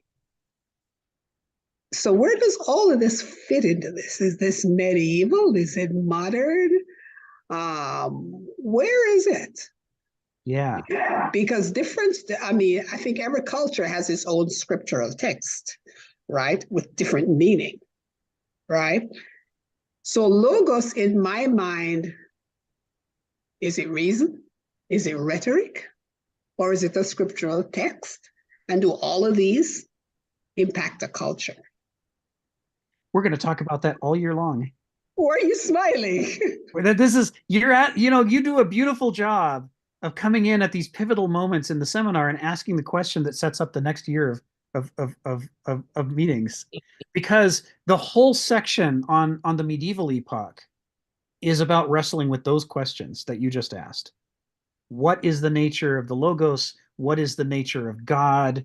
How does scripture relate to truth, relate to logic, relate to God? All of this stuff is the circle of concern of the medieval epoch. And there's a lot of interesting stuff in there. And it's not just the medieval epoch, because of the three epochs, as you may remember, the medieval is the only one where we know both the beginning and the end. But the modern, we know the beginning, but we don't know the end, which means we don't fully understand. You can't know something until you know how the story came out. And with the ancient epoch, we know the end, but we don't know the beginning. So the medieval plays this incredibly critical role in bringing the ancient and modern epochs into focus, because what we can say in part about the ancient epoch is its conditions were such that the medieval epoch had to arise in opposition to it as a replacement for it. It was a revolution that overthrew the ancient epoch, because the ancient epoch had to be overthrown. It had reached a stage where it was so corrupt that it was not meeting anybody's needs, and it had to go. And whatever replaced it had to be so potent that it could overwhelm the logical arguments and justifications of the ancient epoch that everybody carried in their heads, that had all grown up with. And that's an incredibly hard thing to overcome. So there's a power in the medieval epoch that's not just the power of Christianity specifically, but it's the power of Christianity as a cure for what ailed the ancients, and a cure expressed in such terms that the ancients were persuaded that it was right. That's right. We do have to leave what we have and go to this new thing. So Logos is going to be all over this discussion. I can't remember, it's 10 or 12 chapters we're going to do. And then the medieval epoch helps explain the modern epoch. We may not know how we ended, but we know that at the end of the medieval epoch, they had dissolved into a state of such intense corruption and just unacceptably biting irony, considering that the medieval epoch started as an answer to ancient corruption and ended in its own corruption, that there was no alternative but for the rise of the modern epoch. And thus, we can read the modern epoch as it is the promise to overcome that corruption. And it's expressed specifically in terms that are appealing to the late medieval mind. Each of these epochs is linked to the others. They don't make sense in isolation. Even though we claim we do, we don't make sense in isolation. We are specifically a medieval argument about where to go next. And just like the medievals were so persuasive to the ancients, the early moderns were so persuasive to the late medievals that they all said, they're right. This is what we have to do. It's the only way out of the trap that we're in, is to do this thing, to transition into this new way of life. All of our dreams and hopes will never be fulfilled unless we give up the medieval epoch and move into the modern. That's our path forward. And so the nature of Logos is going to change across those three epochs. In the ancient world, we already have a deep contradiction in the definition of the word Logos. Because Heraclitus uses the word Logos with a capital L. I mean, they're all capitals when he was writing. But he uses the word Logos, and these days we write it with a capital L, to refer to the deep laws of nature specifically and nothing else. Like Heraclitus would never use the word Logos for the word of God. He would never use the word Logos for any human written text, not even a divinely inspired one. If people had their hands on it, it's not the Logos. The Logos is the unwritten laws of nature that have authority over man and God alike from his perspective. And it's only that. But within a century of his life, the word Logos is transitioning to being used to describe that hypernoetic, intellectualized, logical mode of thinking that's growing up as an alternative to mythos culture, that's trying to displace it. And the reason it takes the word Logos, and this is the pivotal irony that survives all the way into the modern epoch and justifies the modern epoch. The claim is that these hypernoeticized philosophers are speaking truths as true as the laws of nature. They claim to speak for nature. They've put on a crown and said, I have transcended human limitations through the use of logic and math, and I now speak as an oracle of the Logos. The Logos, the laws of nature that underlie everything, I can tell you what they are because of my disciplined thinking. And therefore, you should equate my word with the authority that you used to give to nature. And this is how the shift happened. From a mythos culture that says people are subject to nature to a Logos culture that says people are as authoritative as nature because our logic allows us to decipher nature and tell you exactly what it means. So you don't have to pay attention to nature anymore. You can just listen to me. I'll write down my instructions and you can do what I say. And as you can see, that's a complete subversion of the original idea of the Logos. Every part of the value proposition is the opposite, but you can see how easily it was done through the use of language and the ambiguity in that word that you're asking about. So when the Christians pick up the word Logos, it already has this tension in it. When John, the author of John, starts writing his bit about the word, he's referring back to the authority of nature. And he's saying the authority of nature was with God. But he's also alluding back to the highly respected Logos philosophers, because he's saying, I am now going to share the word of God with you. Just like people used to believe the Logos philosophers, you can believe me. You don't need to worry about looking into nature yourself or directly looking into God. All that stuff Paul talked about, forget about that. I will dictate to you what you need to know about God. And that'll tell you everything you need to know about nature.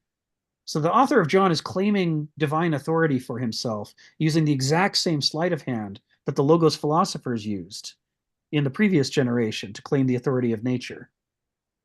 And he pretty much says he's doing it in the openings. Once you know these old definitions of Logos, you can see that in the opening sentences, he's basically telling you what his intention is.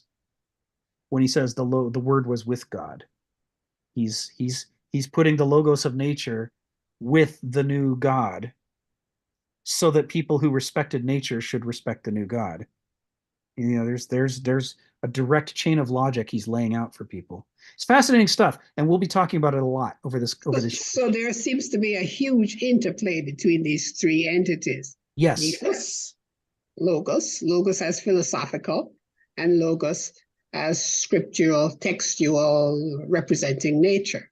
Yes, exactly. And the enormous split that happens in the medieval epoch between the Western Roman Empire and the Eastern Roman Empire, which manifests as the split between Orthodox Greek Christianity and Roman Latin Christianity, Roman Catholic Christianity, that is a split on the interpretation of God and religion. And if you think it should be hyper-noeticized and logical, then you're aligned with the Roman Catholic Church, who worshiped reason as God within us. But if you believe that reason isn't enough and that the experience of the divine requires actually being immersed in potent experiences that move you physically and emotionally in order to draw you closer to God, that's the Greek Orthodox Church still believes that and does that to this day. And that's why they painted the icons, you know, which they still do. They're trying to draw you into the world through vision and sounds and sights. And that split, it's why what the New Testament means is very different in these two churches. But the one that we're more familiar with, most people are more familiar with the Roman Catholic Church. That's the side that embraced noesis and logic. That's why they went for Aquinas. They liked his rules of logic. So they're equating God and logic. And that crowning of logic as divine sets up the modern era. In the modern era, they just remove God and they keep logic as the sacred thing. Rules, laws, parliament systems, all of this. This is what Stephen was alluding to earlier. The medievals could tell you why they thought logic was sacred. Because God made it sacred. Because it was that bit of grace that we had from him, that we could function a little bit like he could. And that was our hope, our tether to the divine. But once they overthrew God and said, no, logic itself, laws themselves, parliaments and assemblies themselves are what will now decide everything, then they had a problem. Why should we believe that the human mind is good enough to be such an authority? The medievals had an answer because God made us that way. This is God's plan. But the moderns don't have an answer because they've removed God from the equation. So what's the proof that we have this perfect mind that we should all be trusting? And the answer is, well, moderns say, don't ask that question. It's self-evident, by which we mean we have no actual good argument here. The medievals had a great argument. An all-powerful, all-knowing, benevolent, omnipresent God could make it be perfect. But the moderns don't have an explanation for why the human mind is supposedly so good. So we just idolize it and try not to talk too clearly about its problems. Because if we admit that the human mind is full of problems, then the entire basis of all our political and economic systems collapses. We no longer have any justification for pretty much anything that we do. This is what Stephen is always, an unkind person would say harping on, but I love it. I love that he goes back to this well over and over. This is because this is the core well of the modern epoch. We have defined logos and logic in a way that doesn't have any foundation under it anymore, the way that it used to for 1,000 years in the medieval epoch.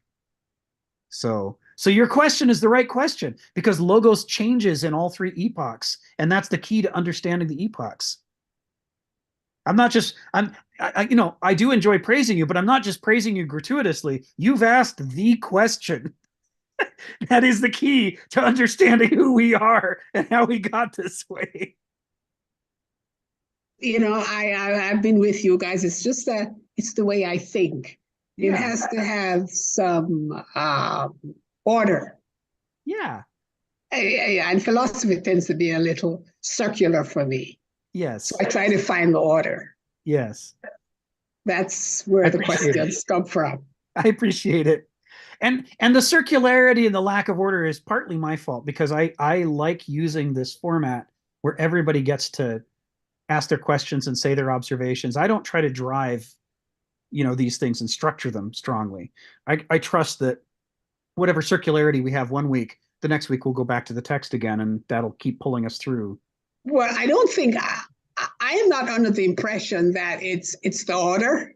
I think it's just the subject matter. I think it's philosophy itself as it evolves over a period of time. It's not a linear progression. Right. It's a circular progression. And as you try to live your own life, or you try to get the gems from it, you have to weave through all the moss. Right. Well, and it's like studying a sacred text all your life. What you find in it at age 60 is different from what you found at age 16.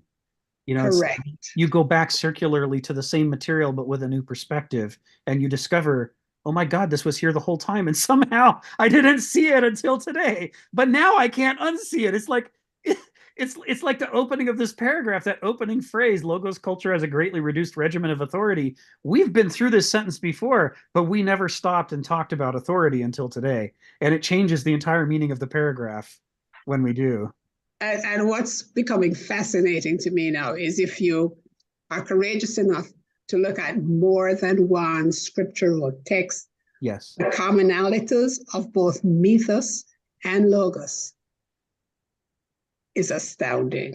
Yes. So you'll find in the Hindu text parts that are in the Christian text, That's right. in the Egyptian text. That's right. And so you wonder why we have all these wars.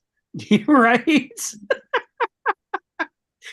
Well, let me tell you, the medieval section, which we'll spend a few years on, will nicely explicate where all our wars come from. we have an appetite for genocide that we really don't want to talk about. Correct. Well, I mean, look at the Middle East. They look alike. They have very similar cultures, yet they're killing each other. Why? It's terrible. Yes. Yeah. Thanks, Stephen, then Phil, and then I think we could go back to the text. Go ahead, Stephen. Tell us what's on your mind. I was just trying to say, I was trying to nut out where the word logic originated from. And it seems to have originated from little sticks. That somehow that was a ledger where you retained information. Friday I killed Achilles.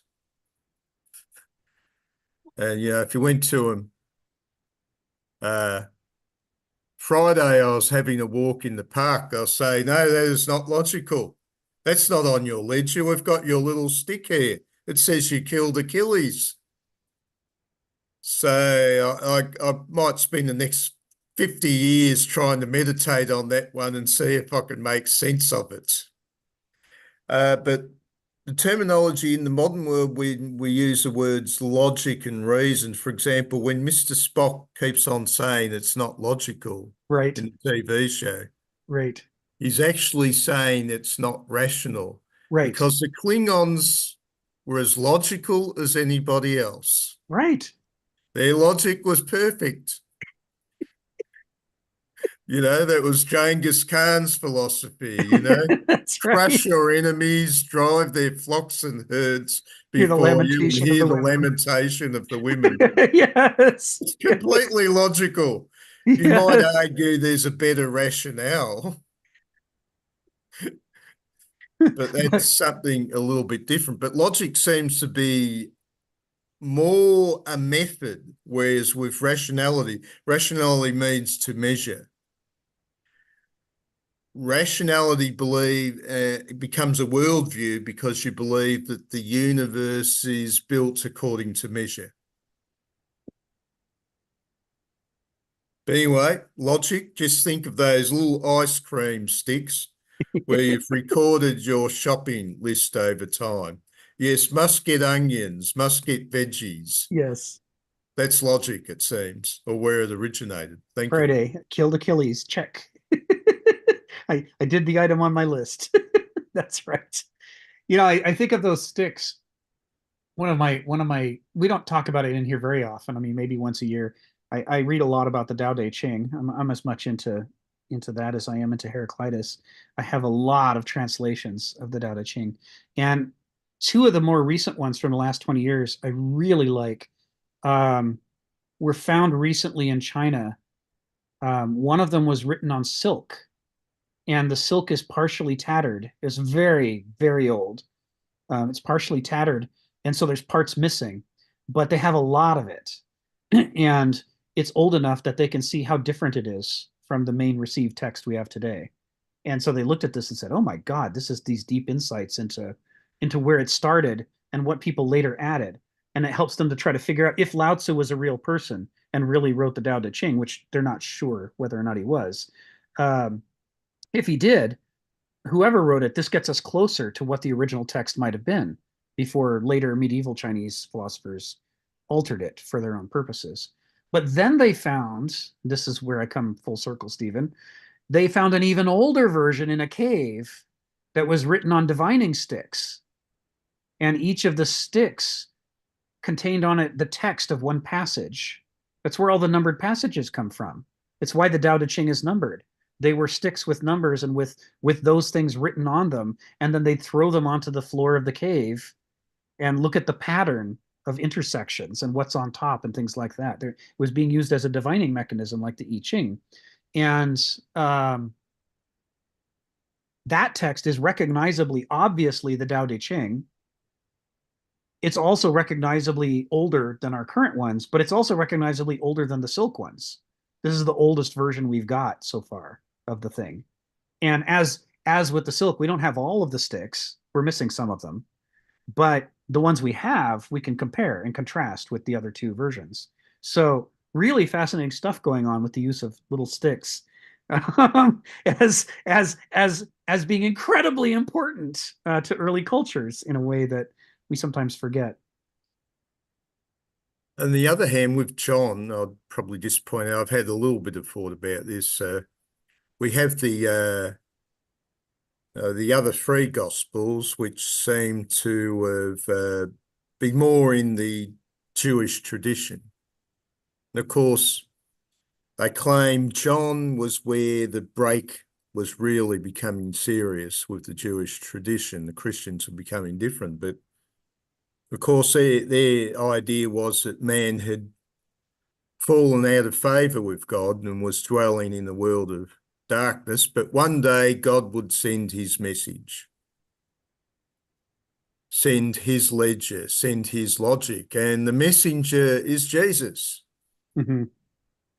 But of course, John had moved it on that little bit more. Of course, the message, Jesus, is also a God because it's perfect.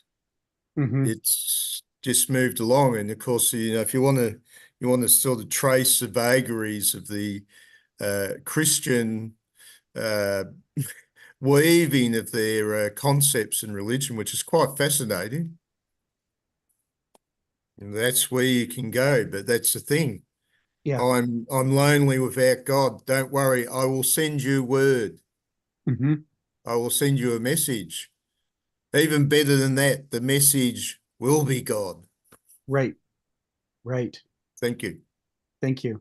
Yeah, there's potent stuff in there, equating them. And when we do the medieval epoch, I don't know how much Kenneth wrote. It's been a few years since I reread the medieval section here. I don't remember how much Kenneth talks about the Gnostics, but we're going to talk about the Gnostics a lot, because they made their own set of claims.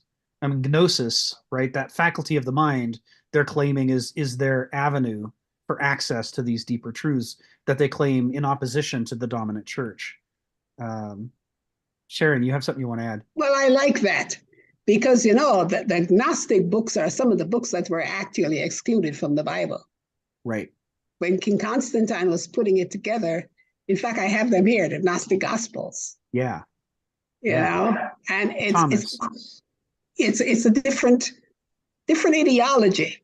But at the time, to the culture, Constantine thought that was injecting too much uncertainty. Right.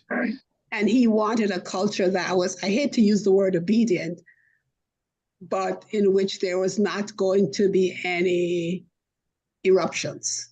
Right. And so the doctrine that he was giving them had to be placating. Right. That's the way I remember it. Yeah, me too. Me too. And so you can see there's this division in early Christianity before the end of the ancient epoch between the deep attachment to noesis of the Orthodox brand of Christianity and a deep attachment to gnosis on the part of the Gnostics, except that the Gnostics are famous for doing the opposite. They're famous for detachment from the fleshly things of the world and avoiding wealth and things like that. There are exceptions. There's a lot of different kinds of ways to be Gnostic, but in general, they're critics of everyday experience, which is weird because everyday experience is the very heart of gnosis, but they call themselves Gnostics. So you're going to find these kinds of inversions and paradoxes happen a lot in the early history of Christianity. By the time we get into the medieval epoch, these things have settled into some really interesting forms. Phil, tell us what's on your mind. Yeah, it's interesting that you should mention the Tao Te Ching because I was going to bring that up. I was recently, I think it was, I'm a little confused now whether it was in the meeting on Kant or whether it was a meeting on the Greeks, interpreted through Wittgenstein and Heidegger. we're reading a book called The Groundless Ground. It's like, which by the way, sort of expresses what where we're at, because we are floating in a groundless understanding, in a sense. So I mentioned the Tao Te Ching. It's like, this reminds me a lot of the Tao Te Ching, because, everybody has heard about the Tao, but the whole thing is really the Tao Te Ching. Yeah, because the Tao by itself, that which could be the Tao that can, the Tao that is known is not the true eternal Tao. Okay. So you can forget about knowing it. Like I said, it is transcendent, it would make sense with, with Kant about the longing for the Tao. But the De is the manifestation, and that seems to be the human dimension. You want to manifest it somehow, and the problem with the manifestation is then you have the laws and the rules and all that kind of stuff, and you got essentially Confucius, which is the imperfect manifestation, as we're dealing with that.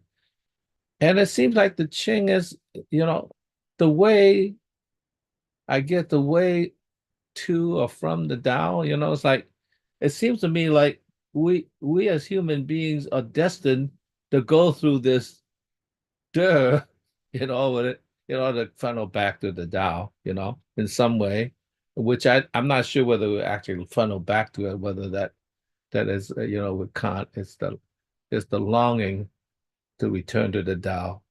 But as the woman said, like, I've given you, I honor my oath to you, true love is unrequited, but nonetheless, we have this love for this transcendental thing. So in some sense, maybe we are, I don't know whether we're stuck in the dirt and we could never really, the role is a kind of illusion, because it's more of a kind of wishful thinking of returning back to the Tao and having and be required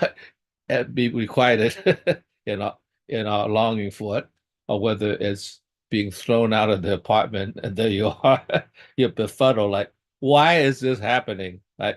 So I kind of think that actually says a lot, that in some sense, a whole different culture, that evolved differently, has essentially, in a very, very basic level,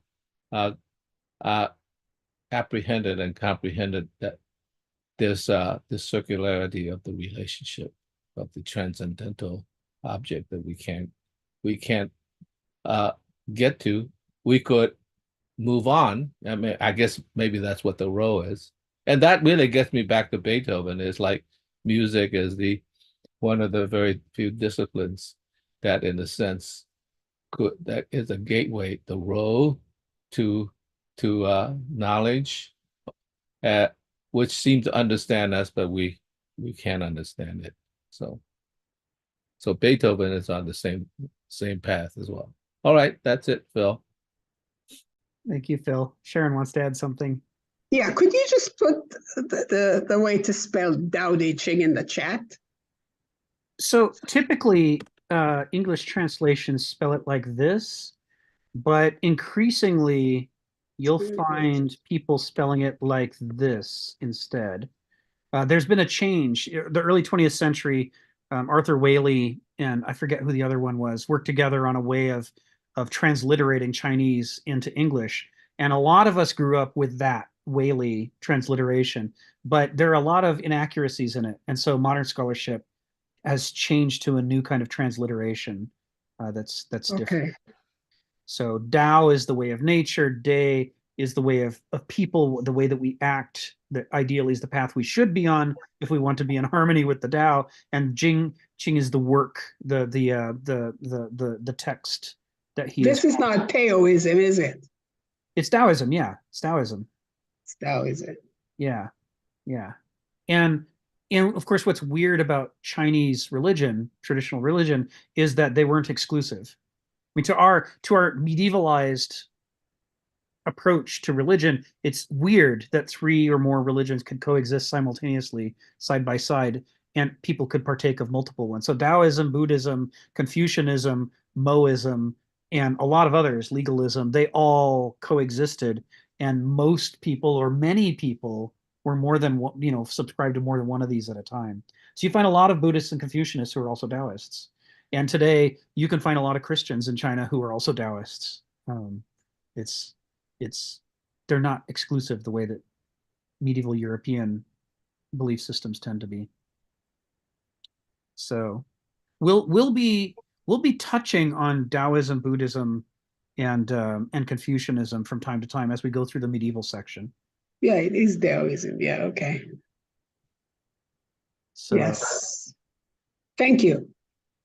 Thank you. And for the person in the streaming chat, I'm not familiar with the Shepherd Kings, but immediately after today's session, which is wrapping up now, you can be sure I'm immediately going to go look up the information about the Shepherd Kings, because I'm endlessly interested in the construction of the pyramids of Egypt, including the Great Pyramid of Giza. So thank you for that. You've kicked me off on a line of investigation that'll keep me highly entertained for a while. So that's it for this week. We wrap up here. Stephen has a parting comment. Go ahead, Stephen. Tell us what's on your mind. Well, I keep on saying to people I have these past lives, and quite rightfully they tell me such is a kook. But anyway, one of these past lives, I was a foreign visitor to Egypt. And I'm walking along with some companions. And there in the distance, in the horizon, you see a mountain. You go, look, a mountain in this largely flat landscape. It was a bit lumpy, but largely flat. And you're walking closer and closer. And of course, you have that Star Wars experience when we'll just go over to that moon over there, and Obi-Wan says, that's no moon. That's not a mountain. And of course you're struck suddenly that somebody's built a mountain. And it's one of those shocking experiences you see. And of course, you come up to the Sphinx and the creep is smiling at you. He's huge. Try and top this dude. And the anger you feel. He's mocking you. Thank you. Thank you, Stephen. Stephen, just the last one. The concept of past lives is quite a serious one. It involves a lot of controversy, but there's some validity to it. And I lived in a world between life and death all the time, and I think people cross over and then they come back. Near-death experiences. Yes, and there's I think there's something quite valid there. And their past lives, and is this your only incarnation? Who knows? You don't know. So we can ponder that this week while we're gone, because we have to wrap up now. But next the week, Egyptians were most fascinated by the idea of near-death experiences. They were. So they did it artificially to the unfortunate candidates. They did. Yes. But we could talk about this next week. But the ones that came back could bring the message of the gods. Okay, so for now, we're going to wrap up. When we pick up next week, we'll be in the middle of paragraph 9 on the sentence that begins, Diogenes expressed his contempt. Okay. So, all right. Okay, thank guys. you all very much. Nice week. Bye-bye. Bye.